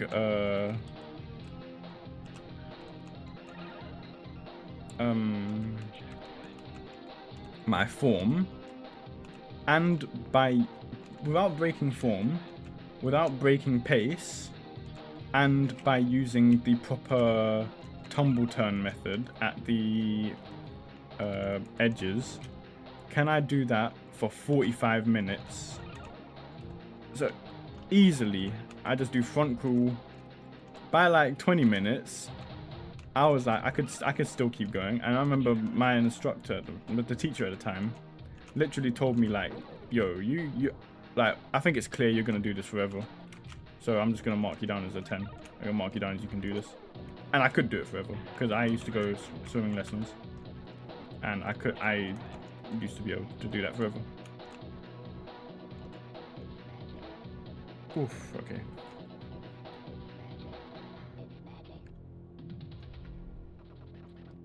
It's still on the waiting screen. Try refreshing the page. Am I Michael Phelps? You know what? When I was, I think I was like, I can't remember how young I was back when I was in swimming lessons. I remember my dad said that, might be giving away my age. That it was possible to participate in the Olympics if I wanted to. I was like, there was an age I was at where one of the Olympics came out. I could have participated in the Olympics, and I said that would have been a good. That would imagine if I did want to participate in the Olympics. I don't think I was good enough, like no way near, to participate in the Olympics. Like, I think they had like gala swimming events and whatnot, and I never really participated in any of those. And I don't think I was as like fast as everyone, or like the elite level people. I was just very good at swimming. It took me a while to get the hang of like doing butterfly properly.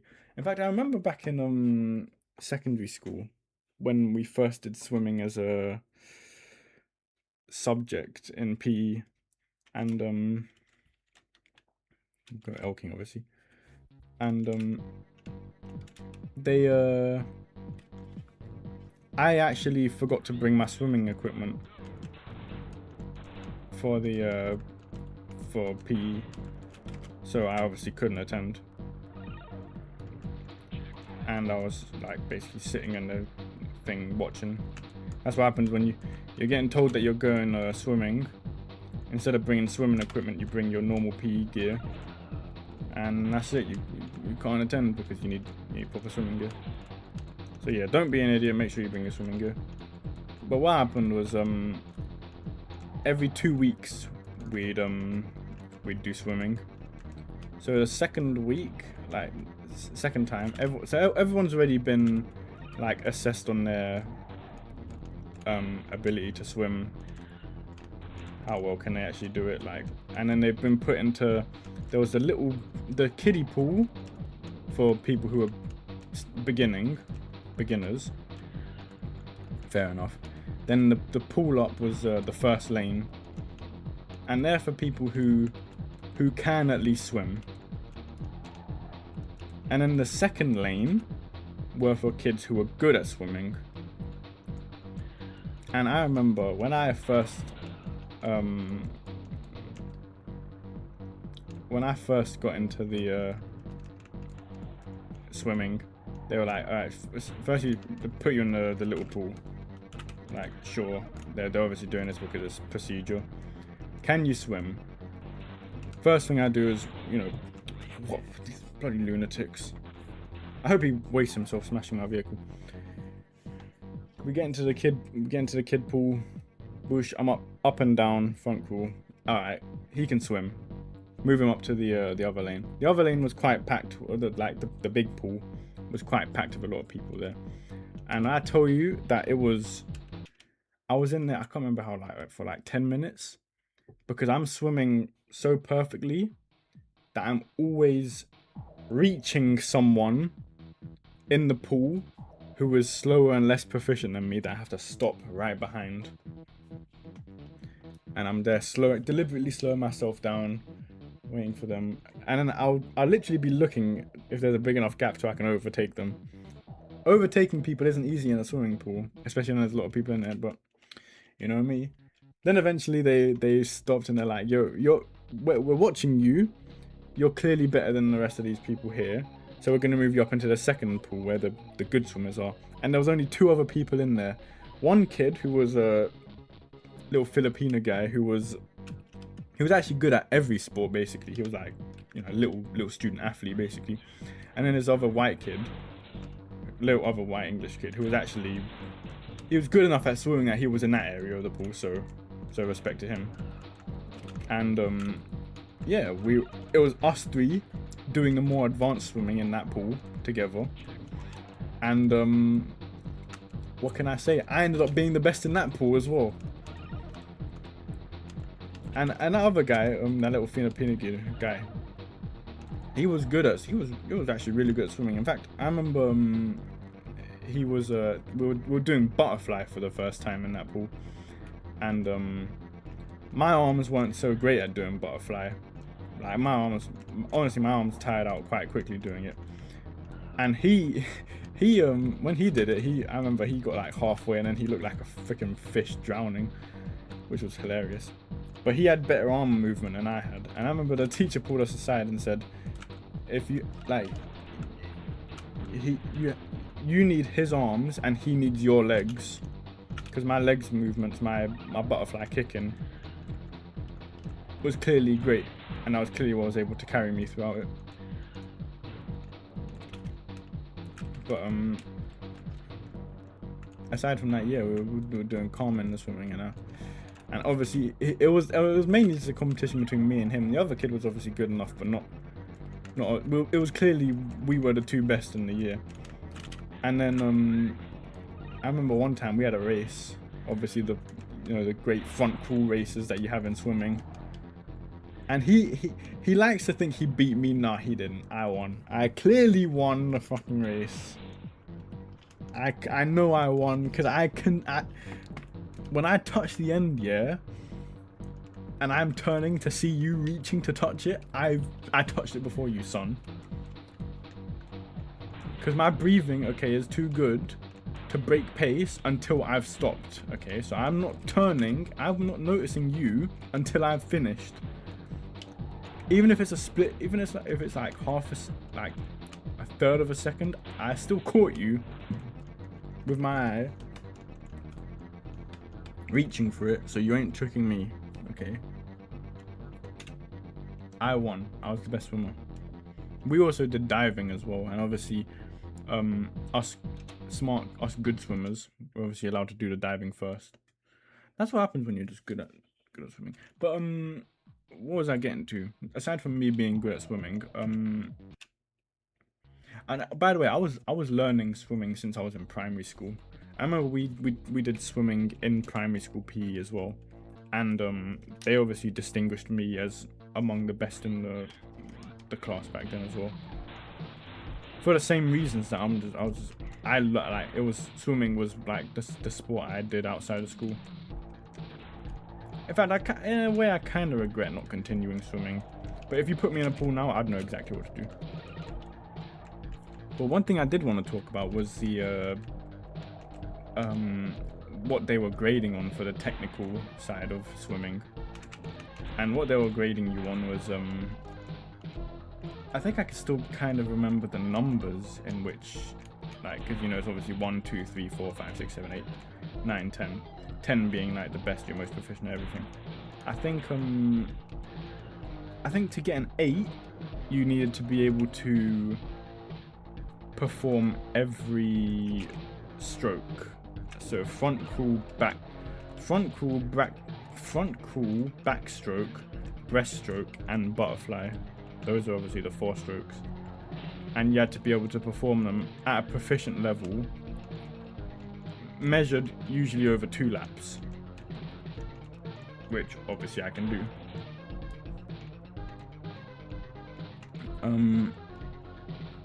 But what happened next was you had to also learn how to do a touch turn or tumble turn, usually tumble turn, but obviously with backstroke you have to do a touch turn. With every single stroke. So you have to do the tumble turn with front crawl backstroke, no, front crawl breaststroke and butterfly. You have to do a proper tumble turn. You also have to do proper, for front crawl you have to do 3-stroke breathing. Okay, it doesn't have to be 3-stroke, but it has to be alternative stroke breathing. So what that is it's every odd number, usually after 3 strokes. You can do it after 5 if you want to get those extra strokes in, depending on how fast you're going. You can do it like after 7. How fast you're going will depend on how you do it, but you have to alternate your breathing left, right, when you're doing front crawl.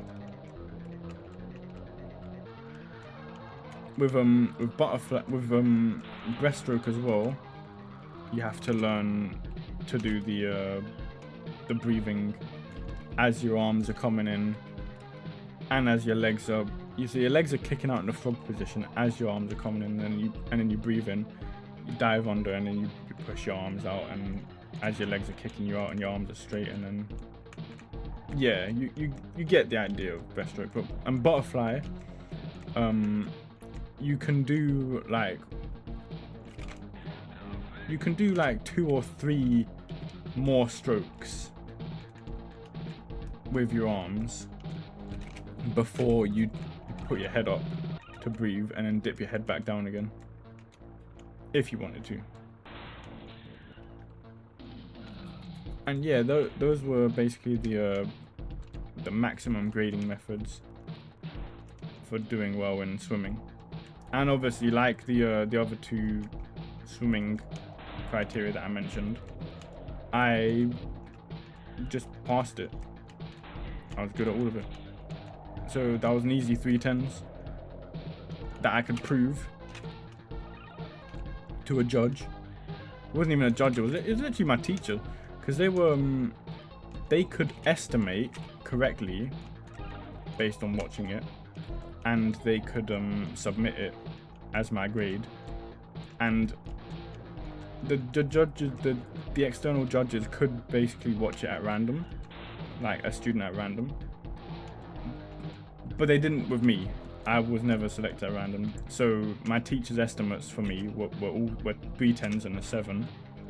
So I basically just got away with almost perfect grade, because obviously a 7 is not a perfect grade for the fitness aspect. So my coursework was amazing. My actual sports, my 4 sports were amazing.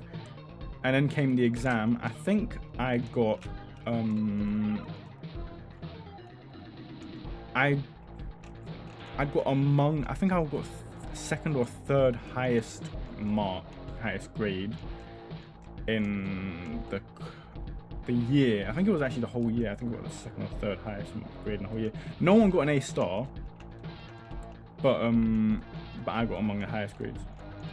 And the margins for getting an A star was actually just so crazy high that I didn't actually, no one ended up getting an A star, I think. Okay, thank goodness. Oh my goodness, please.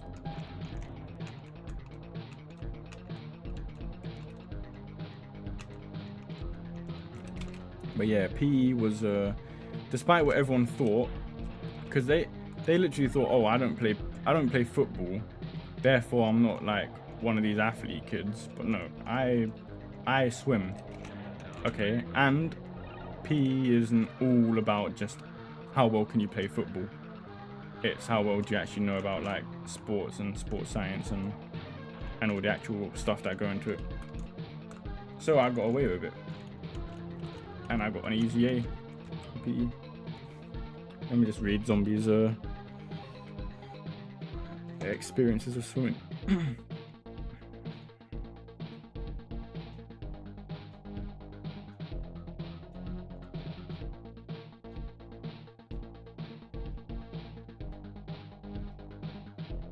You just don't like swimming. Just don't like swimming. Us. Man, I really. The more I think about swimming, the more I wish I'd go back to it now.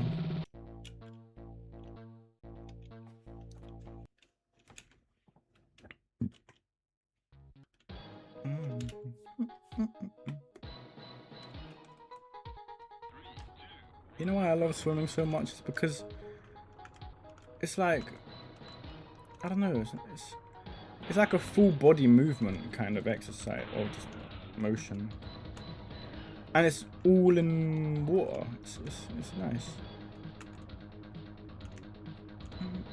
My dad was also, he also used to say he was a great swimmer back in his day. Bang.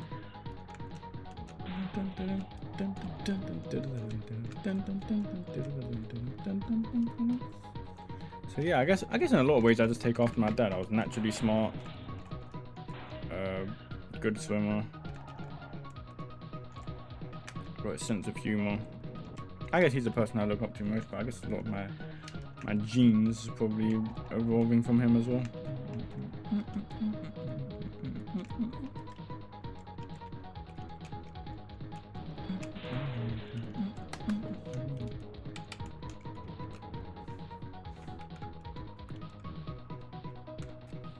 Man, the more I think about it, I should probably straighten my life out a little bit more so I can do stuff like that. But honestly, it just comes back to the whole I hate people aspect of my life.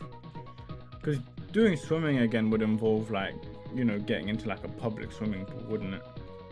I don't want to get into a fucking public swimming pool of like just animals, just other people. Mainly people who don't belong here, but you know, that's another story. So saying someone's like swimming or someone can swim when they're a baby, that's not saying much, because babies are like dumb goo goo gagas. Like, what do they know? I can't beat them to the. Okay, I'm gonna smash these lot. He firmed that. What the fuck is this guy made of? Okay.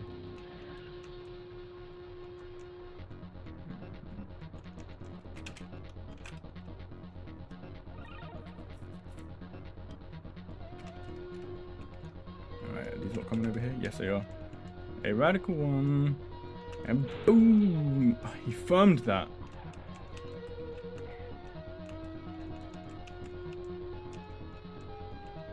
How on earth are these lot firming this? I have to wait here.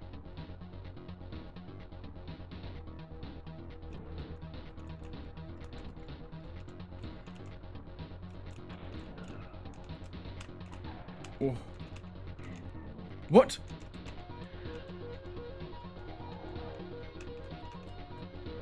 I drove over him.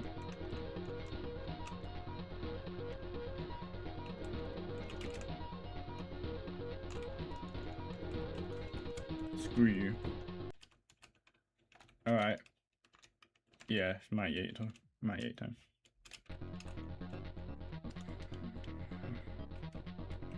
Three, two, one, go.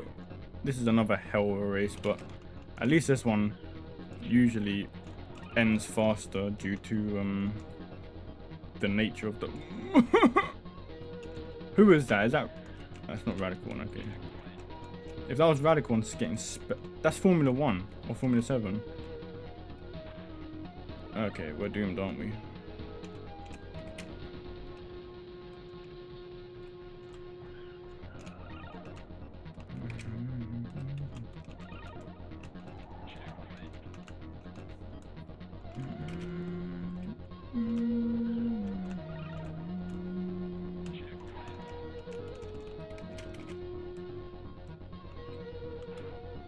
He's cheating with his forward loops.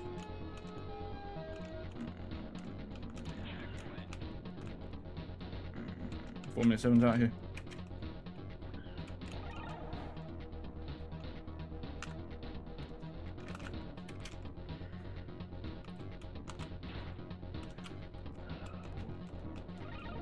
No. See how hard that is?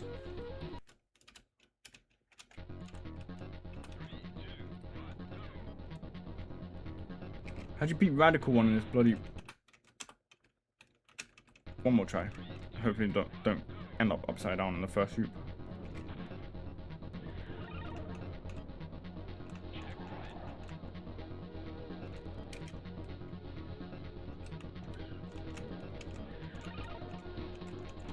Get out of my way! Oh, I'm just too far behind. The race is over. The race is over by that point.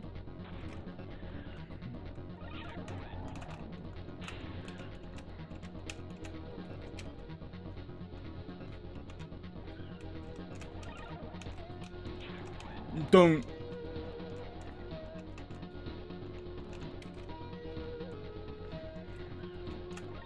This is one of those races where I'm just like so locked in to try and get past. I'm gonna skip that. That just slows me down.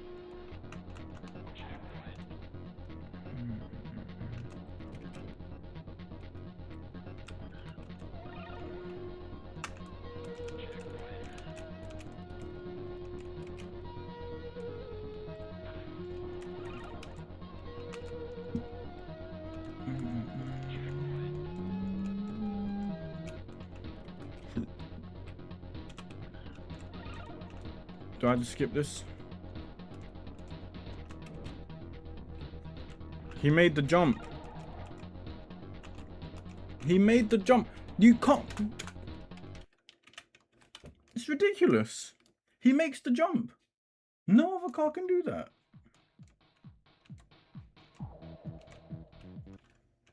They made this stage just for him.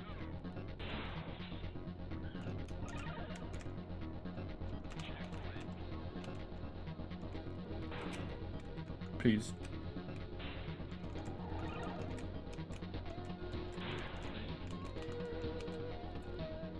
I'm gonna skip that. Skip that and go straight for this.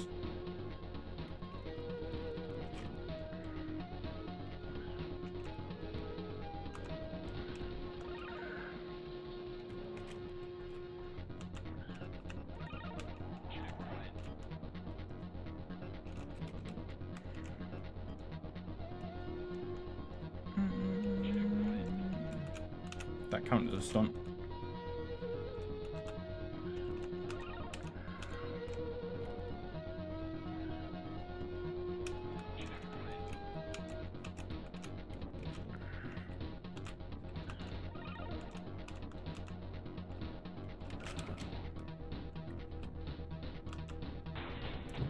I don't fucking believe it. I just gained no fucking airtime.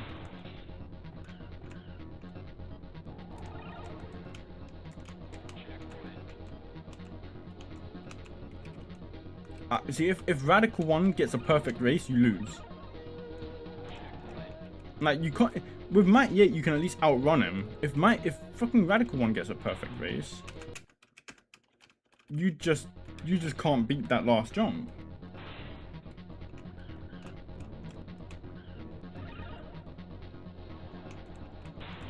Oh, come on. Turn around.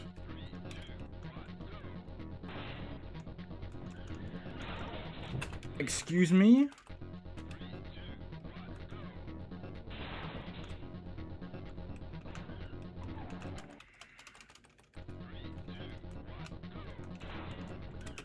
There's no way I'm getting...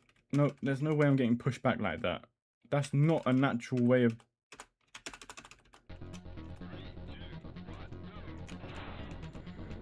Move.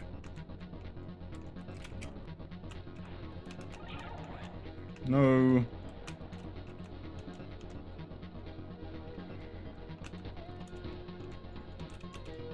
Max Revenge static body acts as a ramp. Unbelievable. Okay.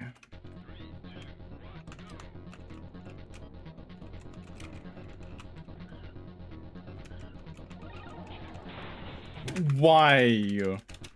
Why are you turning around to ram me like that?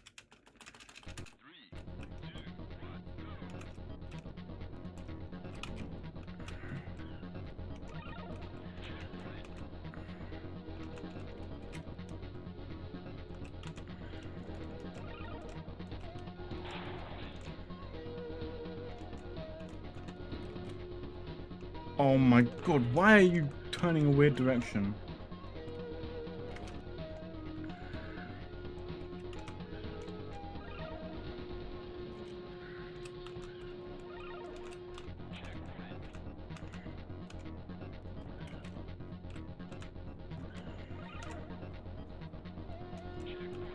This mission, this race just got me so hyper locked.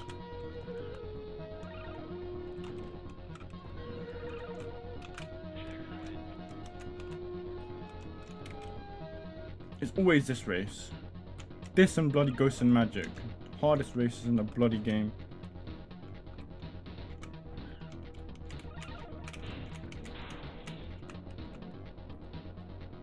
That's it. That's it.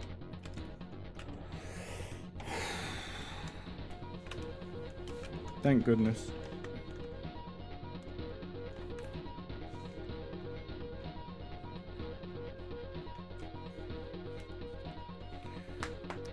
Ooh.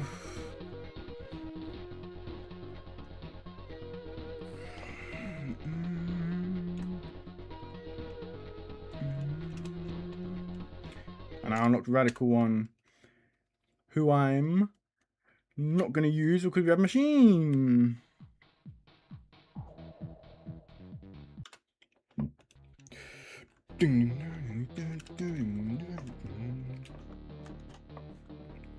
Three, two, one, go.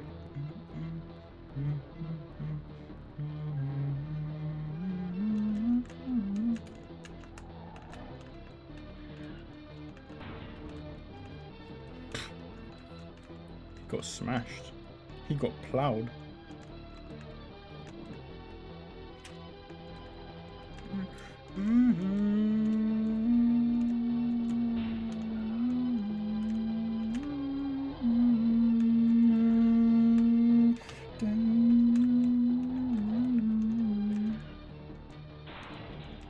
Ooh, get out of here.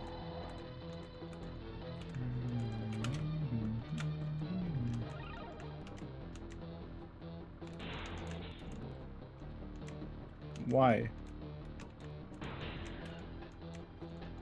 You just spared bloody Dr. Monster. Why would you touch me?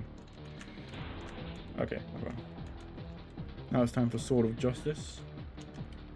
Everyone's favourite kamikaze goof. Oh, thank goodness. Okay, we got through this level quite quickly. Let me see how this went. Bang, he got wasted.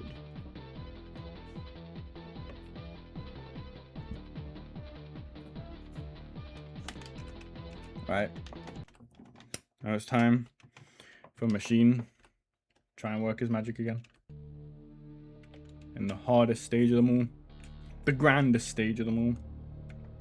4th dimensional vertigo.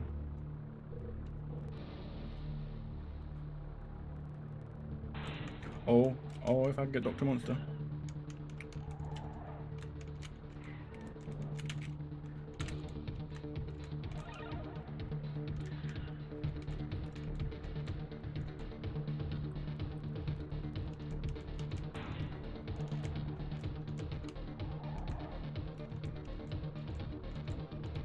Alright, hold on. Now that they're all taking that ramp, gotta go over here and meet them over here.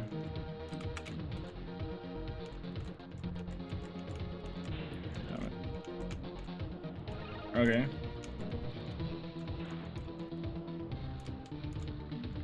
Done bumping around.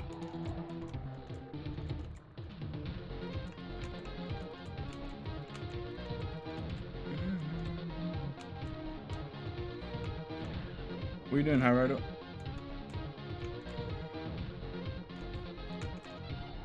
Oh, you're not trying to kamikaze, are you? He's trying to kamikaze you.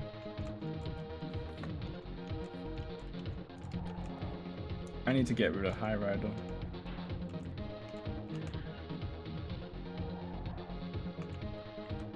If Dr. Monster wants to dance, that can be arranged.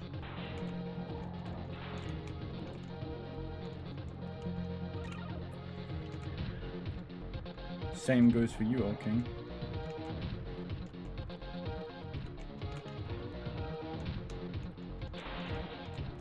Oh my, you clown. Look at the damage he did to me. Because he clipped inside my body. And he got repaired. I'm fucking toast.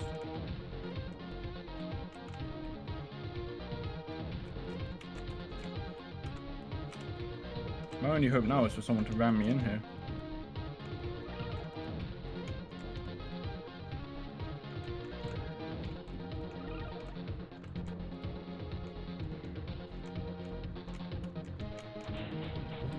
Oh, nice. He suicided into me and just clipped his entire body into mine, and that's it.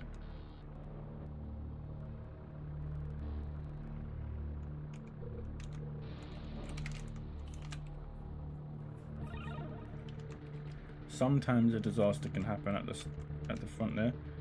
Yes.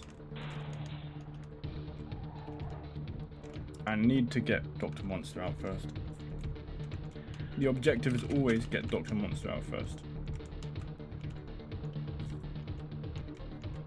Alright.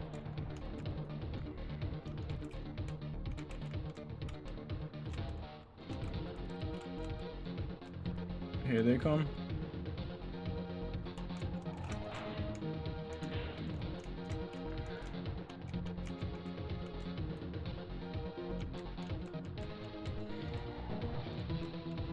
I get Sword of Lunatic out first.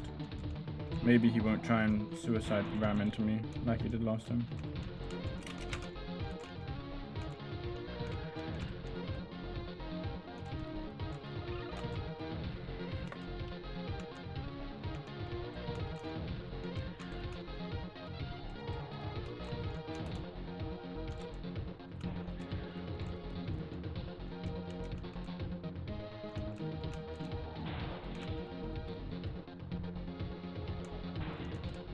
Oh, what?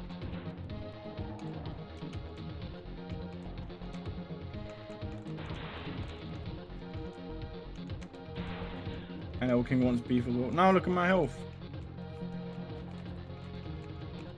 I can't stand this. I knew it. Any frontal collision with these people and I'll just get clipped to death.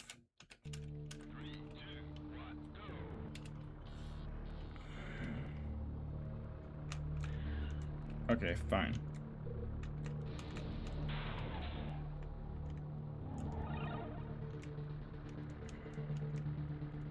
Mike Yates gone.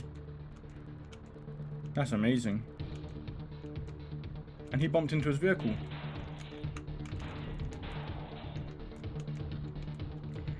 He's just so invincible.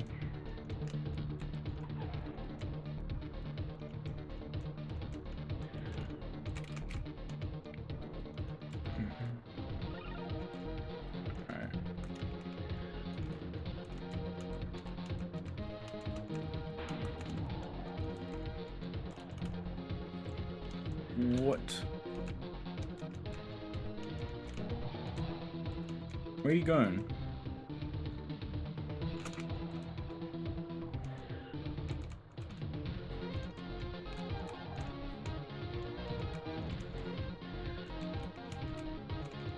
Oh, suddenly you want beef.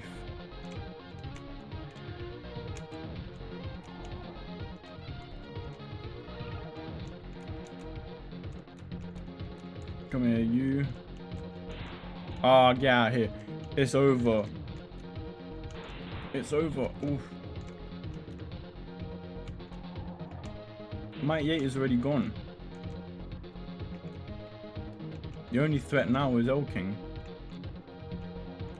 There he is. All I have to do is get rid of him and that's it.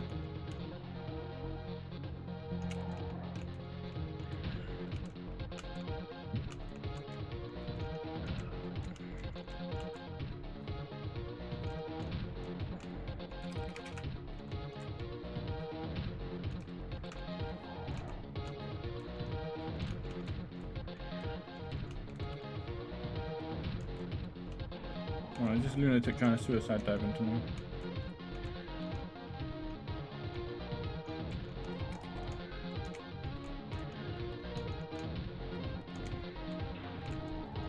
I can't have this guy clipping into me.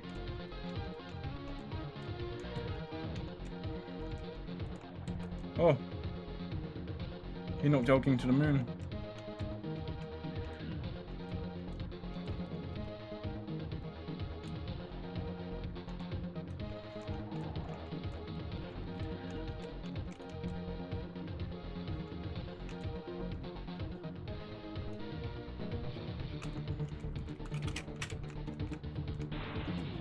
Okay, that's good.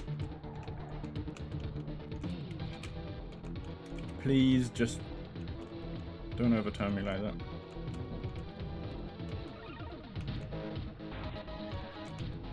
Please get destroyed.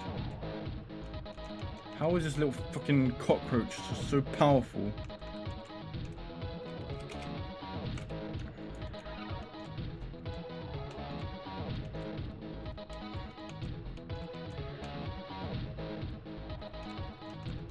Where's High Rider?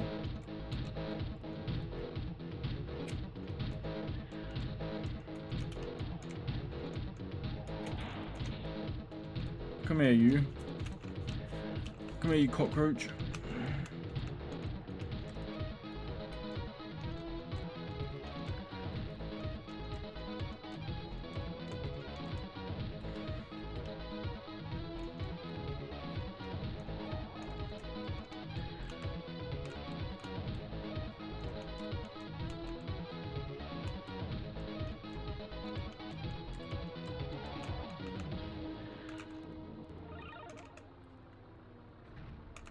Oh, he's trying it.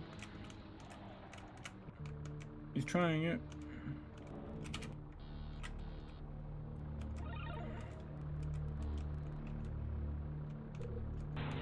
Yes.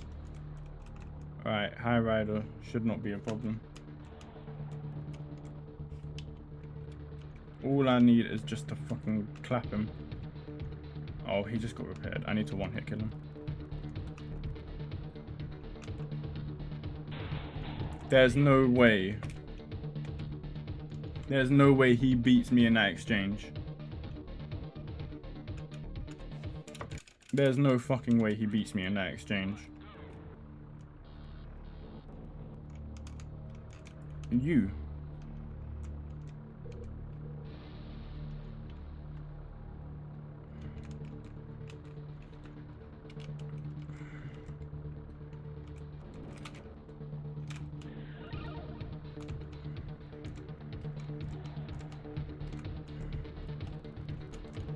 No, fuck it, I'm meeting them on this curve here.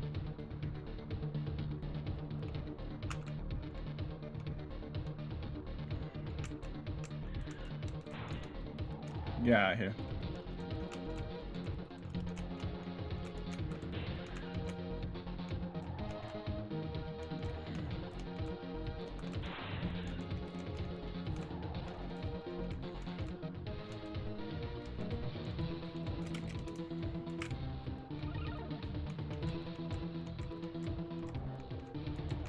High Rider's out here. Good.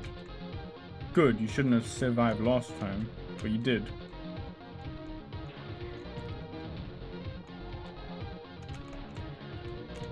You fucking what?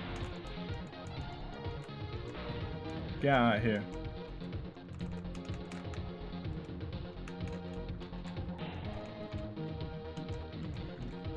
I'm not letting this guy roll away from me like this. Oh my god, he's gonna make it. Fucking.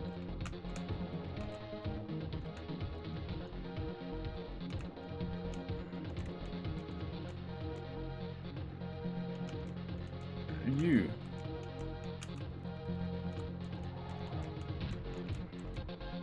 Beef me then.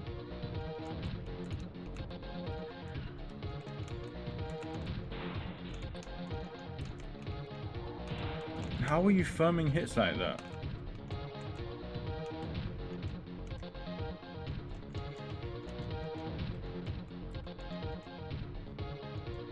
He's actually just hitting running me to death. It's just... This is why you have to beat this guy up first, because he just does this. Look at this guy.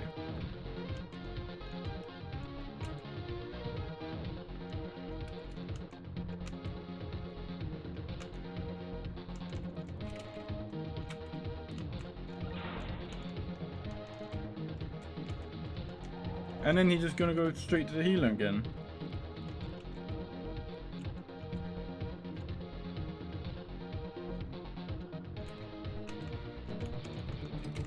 If only this prick could make the healer.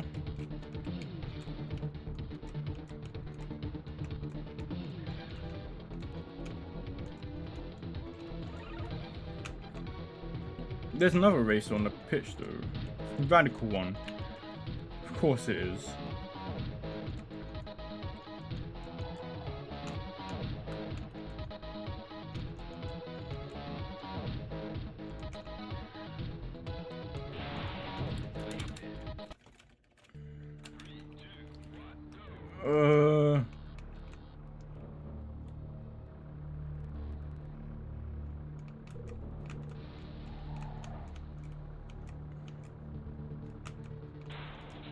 Can that not happen?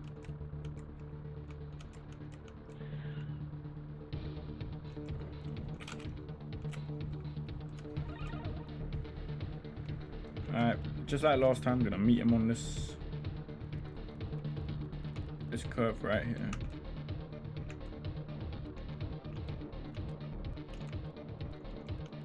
Sure. Get out of here.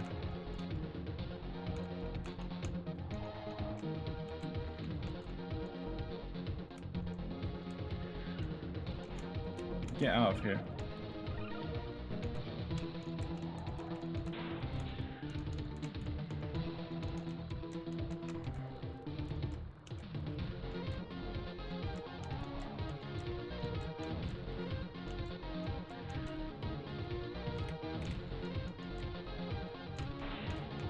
Get out of here.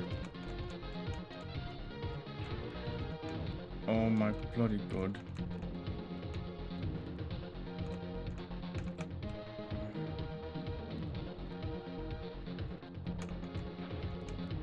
Don't.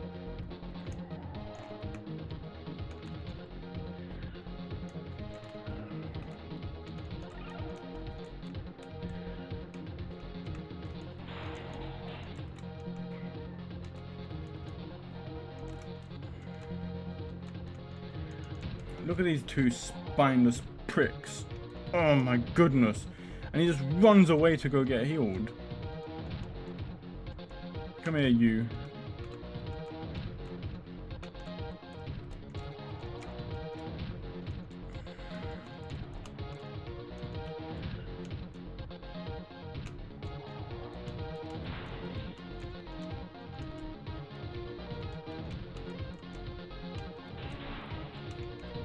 He's still alive.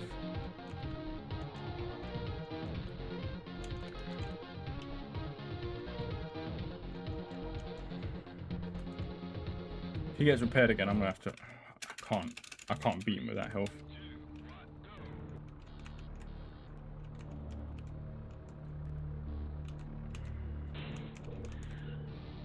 What is that collision? What? Okay, whatever.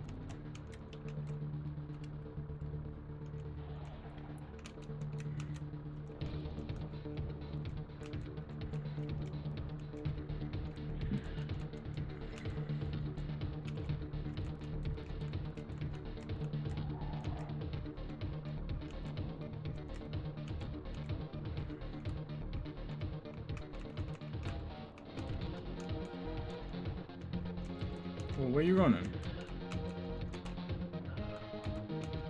Good riddance, mate, you. Every time I hit them, I go swerving off course.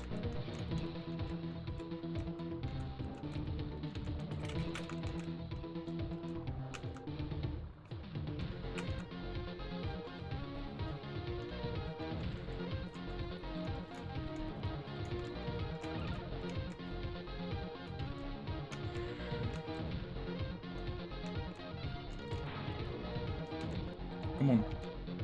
Come on, you. What was that hit? Why was that hit so weak?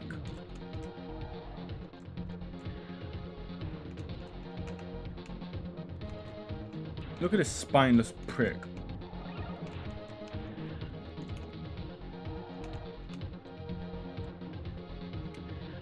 Why is he doing all this damage to me? And then he just scurries off. See what I mean? Where you say you can't beat this bloody Dr. Monster on the traditional version with Machine, because he just fucking wrecks you.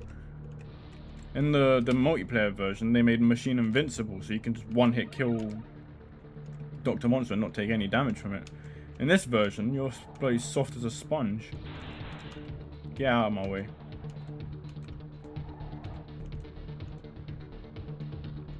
A maniac. You're gone as well.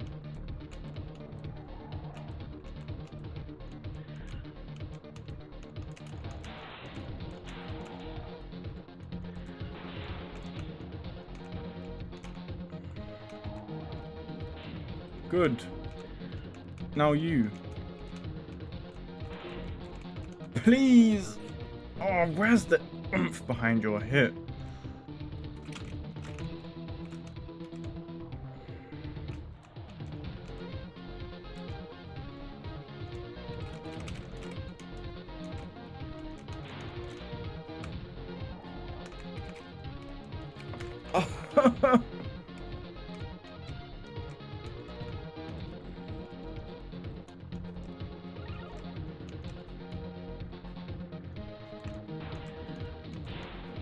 Good.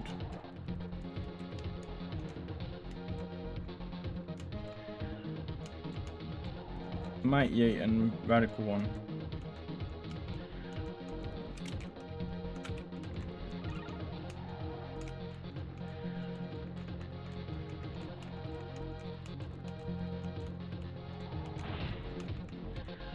Radical 1 needs to die because he's the bloody hand grenade here.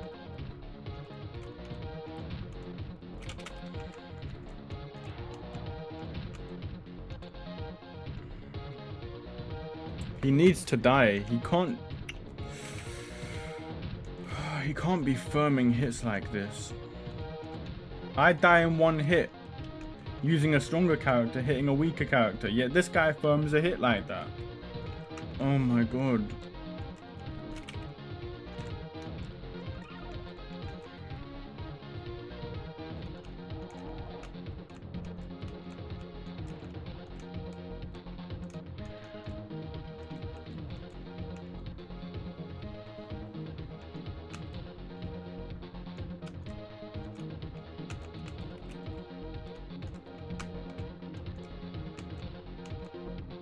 He's upside down. There's no way he survives that.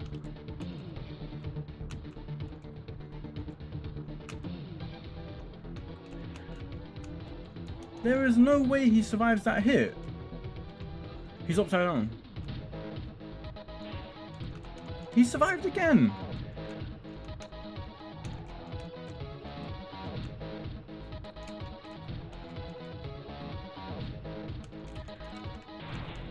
There's no fucking way he survives all those hits.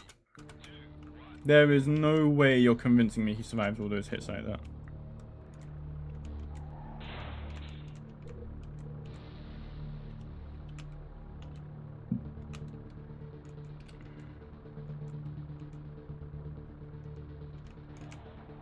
Oh, come here.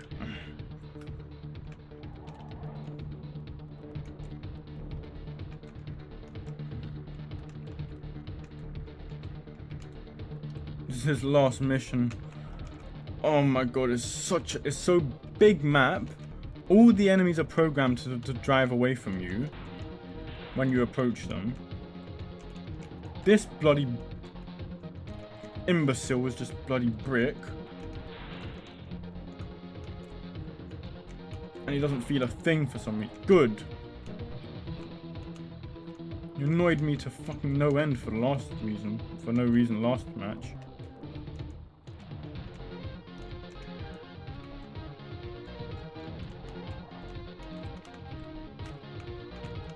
Dr. Monster got wasted.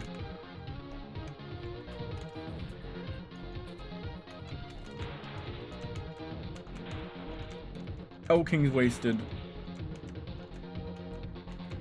It's just the shortbreads now.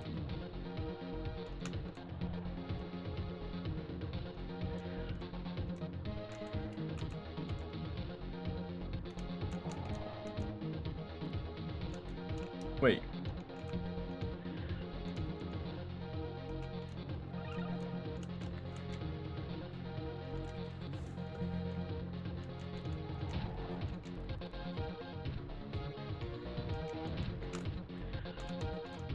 Where are you going?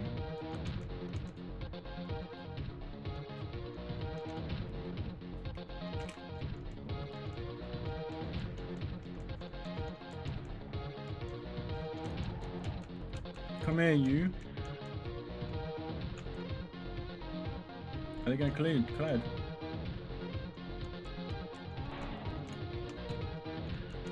Right. Hey, idiot.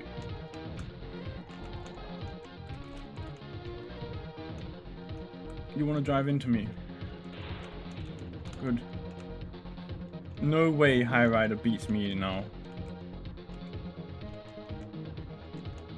He's got no HP.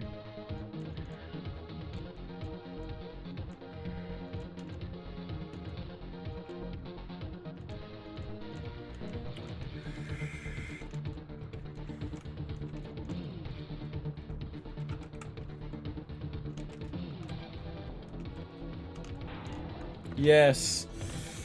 Yes. Get out of my game.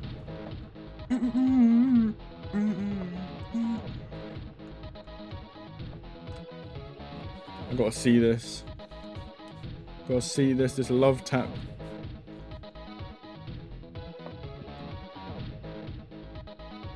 Bang! Get out of my game.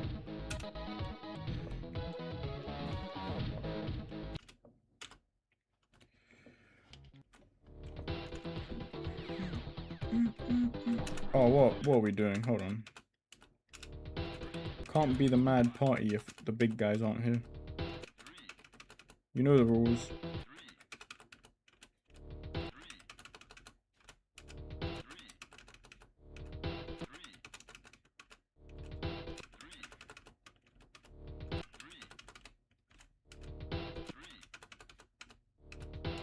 You know the rules.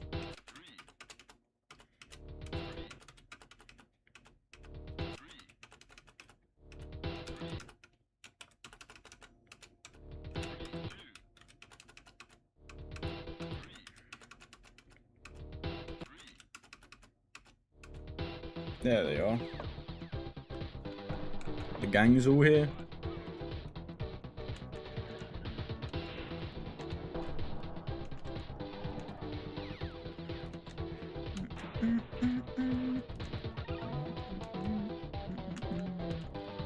I'm good. I'm fine.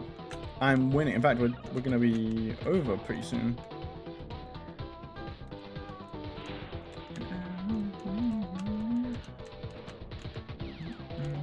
It's just the mad party left.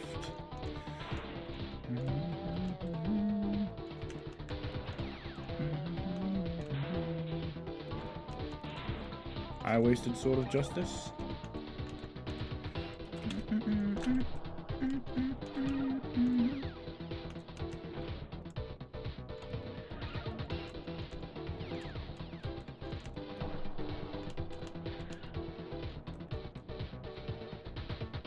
Elking's out here.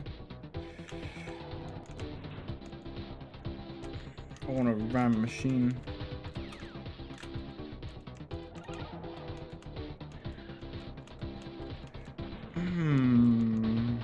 Yeah, that's what Dr. Monster does to Elk. That's what Dr. Monster does to Machine in this one.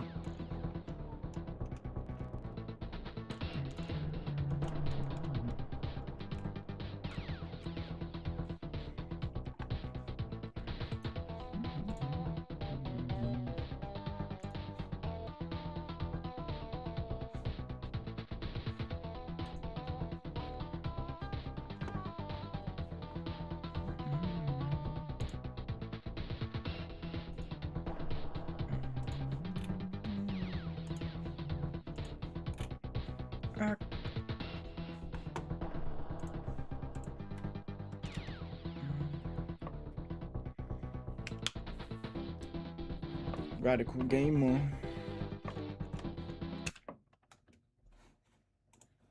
Let me just see this for a second.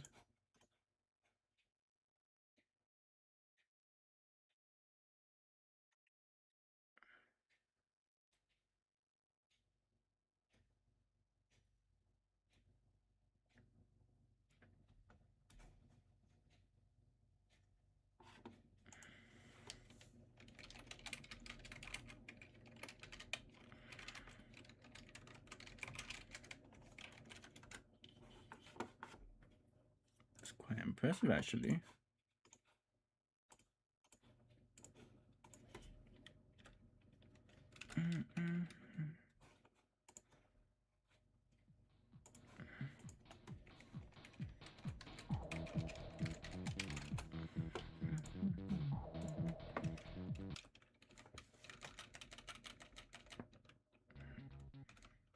Anytime.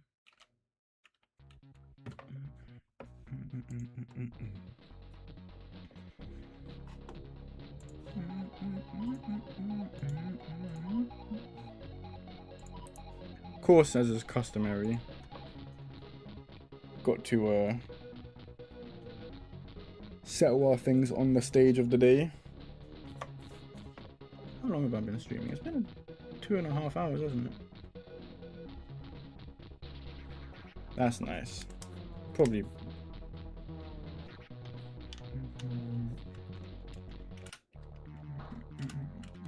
Oh, and all the big boys are here.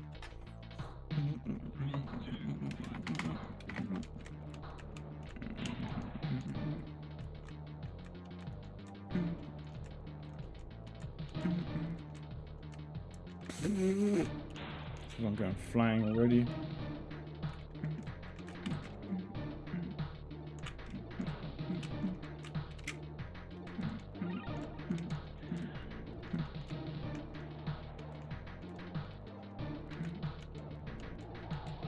All the chaos is happening over here. Ooh.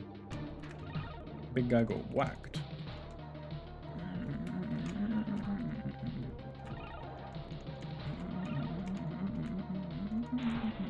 Ooh, get out of my game.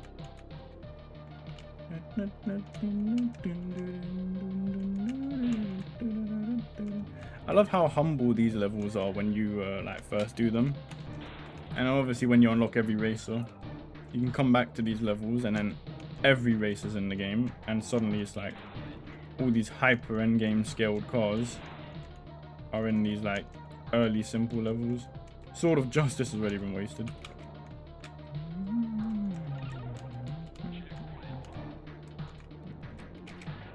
I love how okay, I'm third now, but I was fourth. Radical one just got wasted. Okay, everyone's getting wasted without me. Hey, big guy. What are you doing?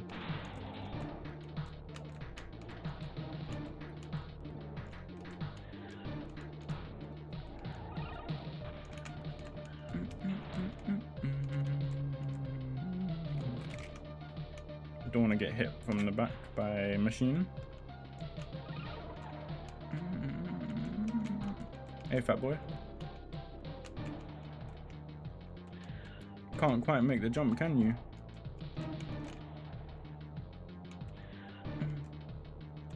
Oh, get wasted by the king.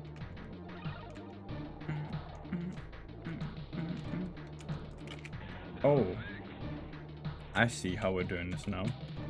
A meeting of the minds. Oh, shit.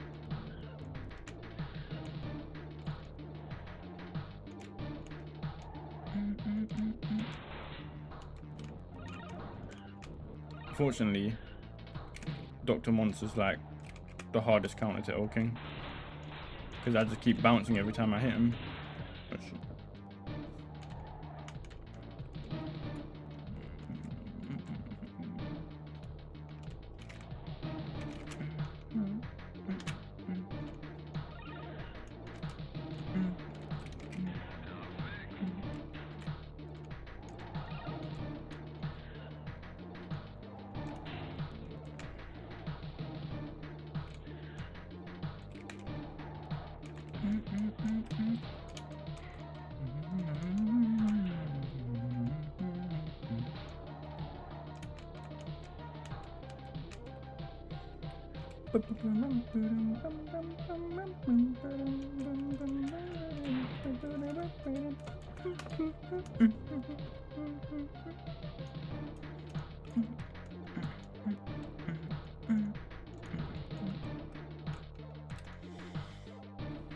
You wasted him.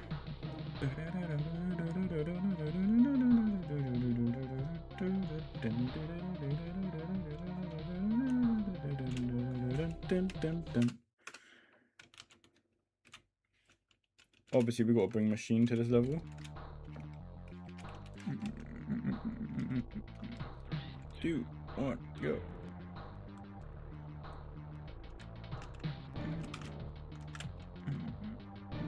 What's up, monster boy? Remember me?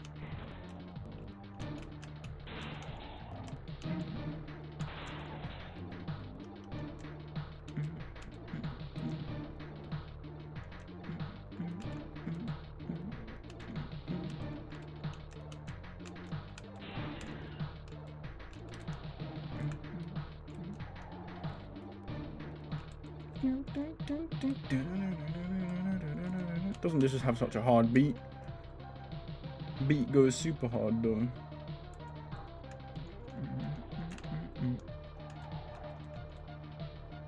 How's no one been wasted yet? Come here, you.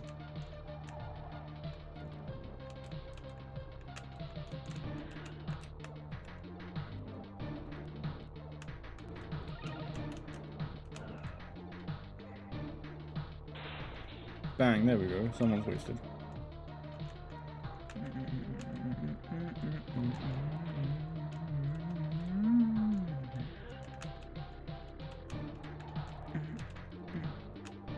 Everyone's just moving faster than me.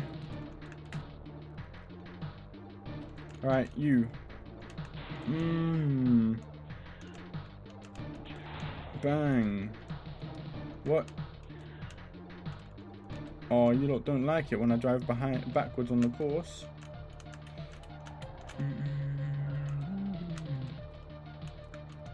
Oh, they're beefing. Get out of here. Well, he's got a vendetta against his body. Oof, get out of here. Alright, Drifter X. Looks like it's just between you and me. Oh, he's injured.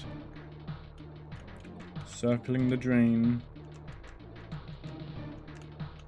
Bang.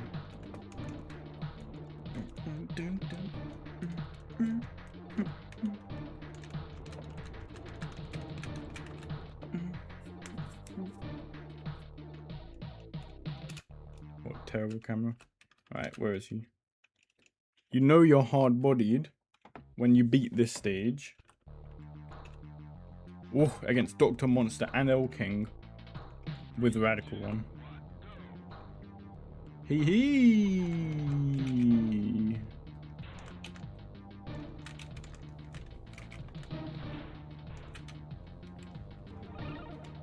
There we go. Get launched. Oh. Who's looking to get launched?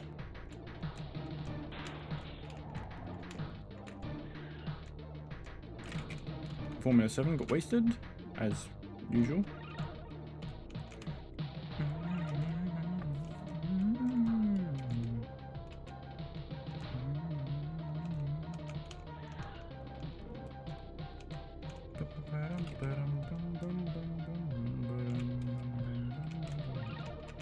Just when you think other people are good at stunts, then Radical One does that.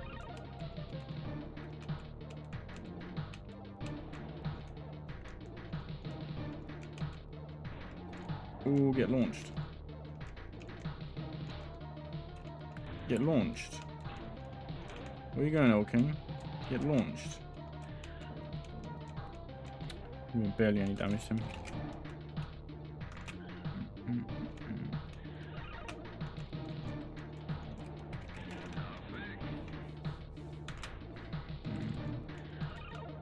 Hee hee. Ooh. Who's looking to get launched?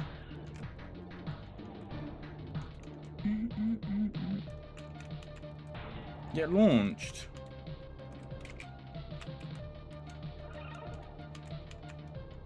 What's Levita Crab doing? You trying to end the race? Get launched. Oh, you launched me. Oh, madman. Oh dear.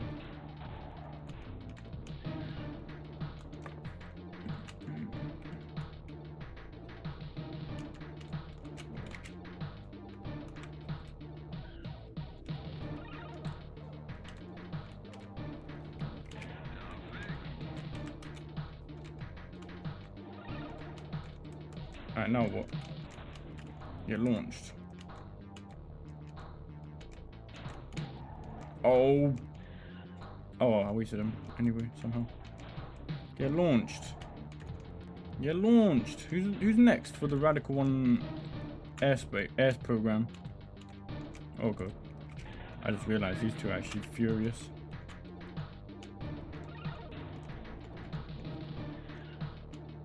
Are they furious with me?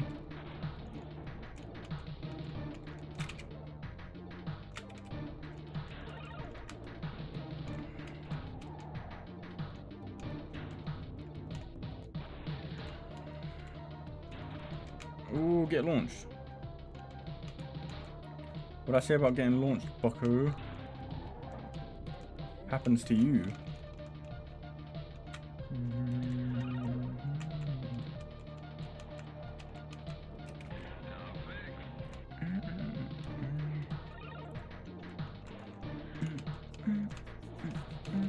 There's King. Eurostar Radical One. Boom. Oh god. Oh no. Oh no. Oh no.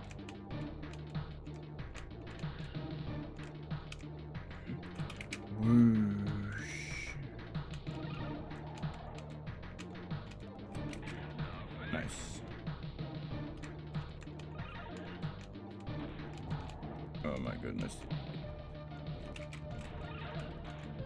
These two are psychos. I can lure them through here, maybe. Can slow them down enough for me to get a clean hit on them.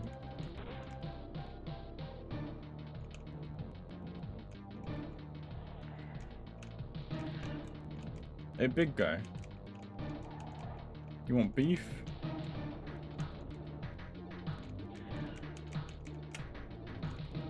Oh my goodness.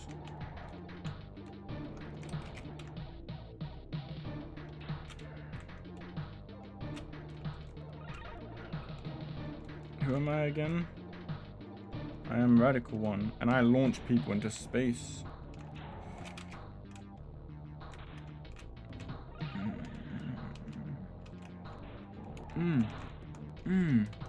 Get out of here.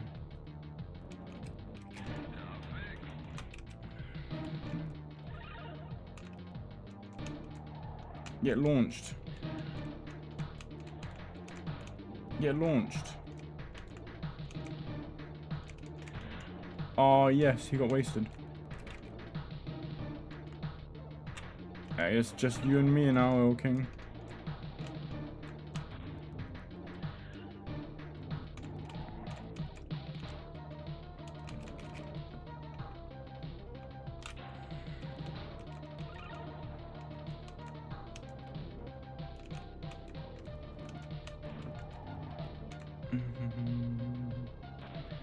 Where you going, big boy?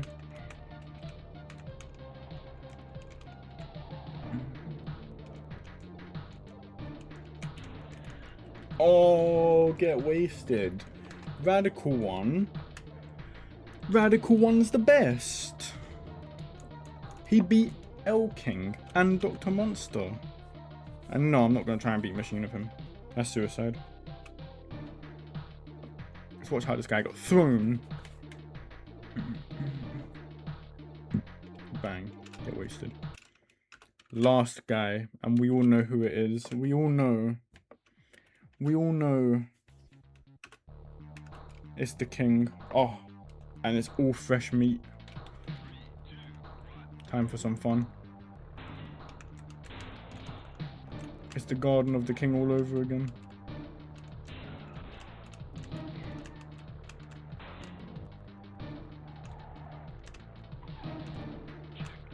Okay. Are you crazy? Are you crazy? Are you crazy as well? Have all these supposed tough guys gone crazy?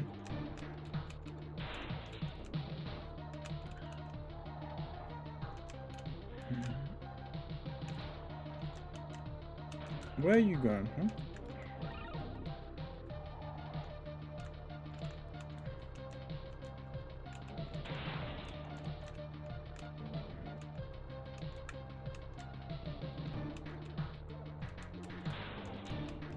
Do you think racing somehow makes you cool?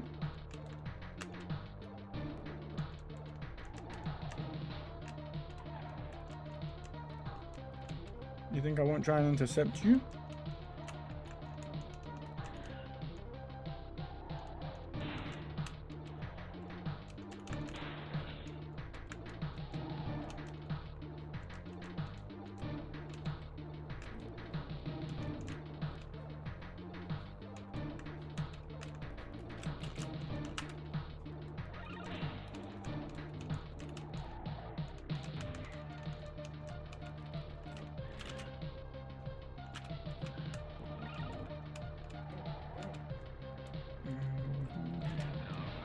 I love how Elkin can actually drive pretty fast when he puts his mind to it.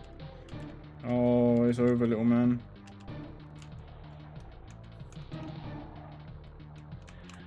You're actually trying to start beefing me. Here we go. And it's game over. And that's the stream.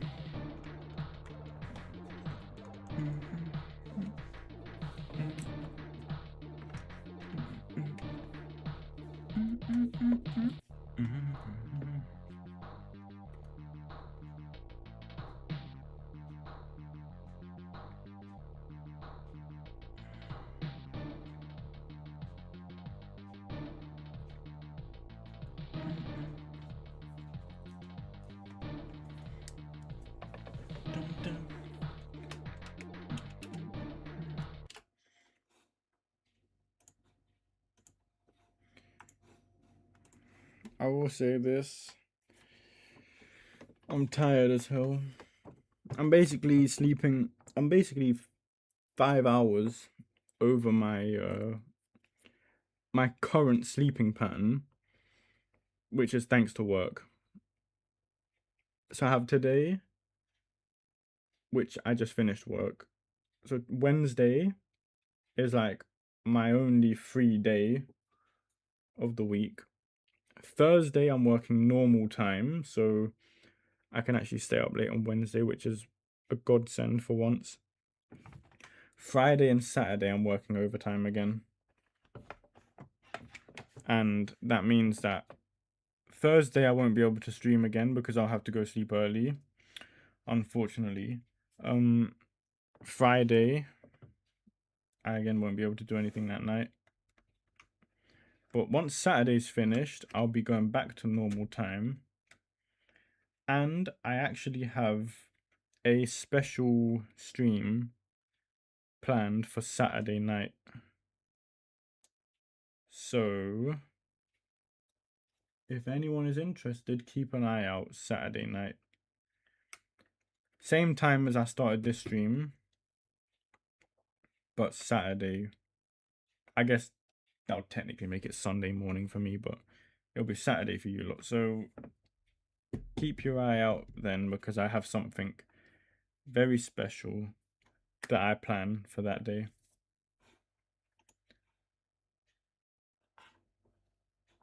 And on that note, how long? 2 hours 49. Not bad. Should I stretch the extra 10 minutes? Nah, I'm not going to bed. I'm just going to end the stream. So yeah, hopefully Saturday's going to be very good. Thank you for stopping by, everyone. I had a dreadful night. I'm only joking, I didn't have a dreadful night. I had a tired night that I managed to keep myself entertained with this stream. So I'm happy. Happy as I can kind of be.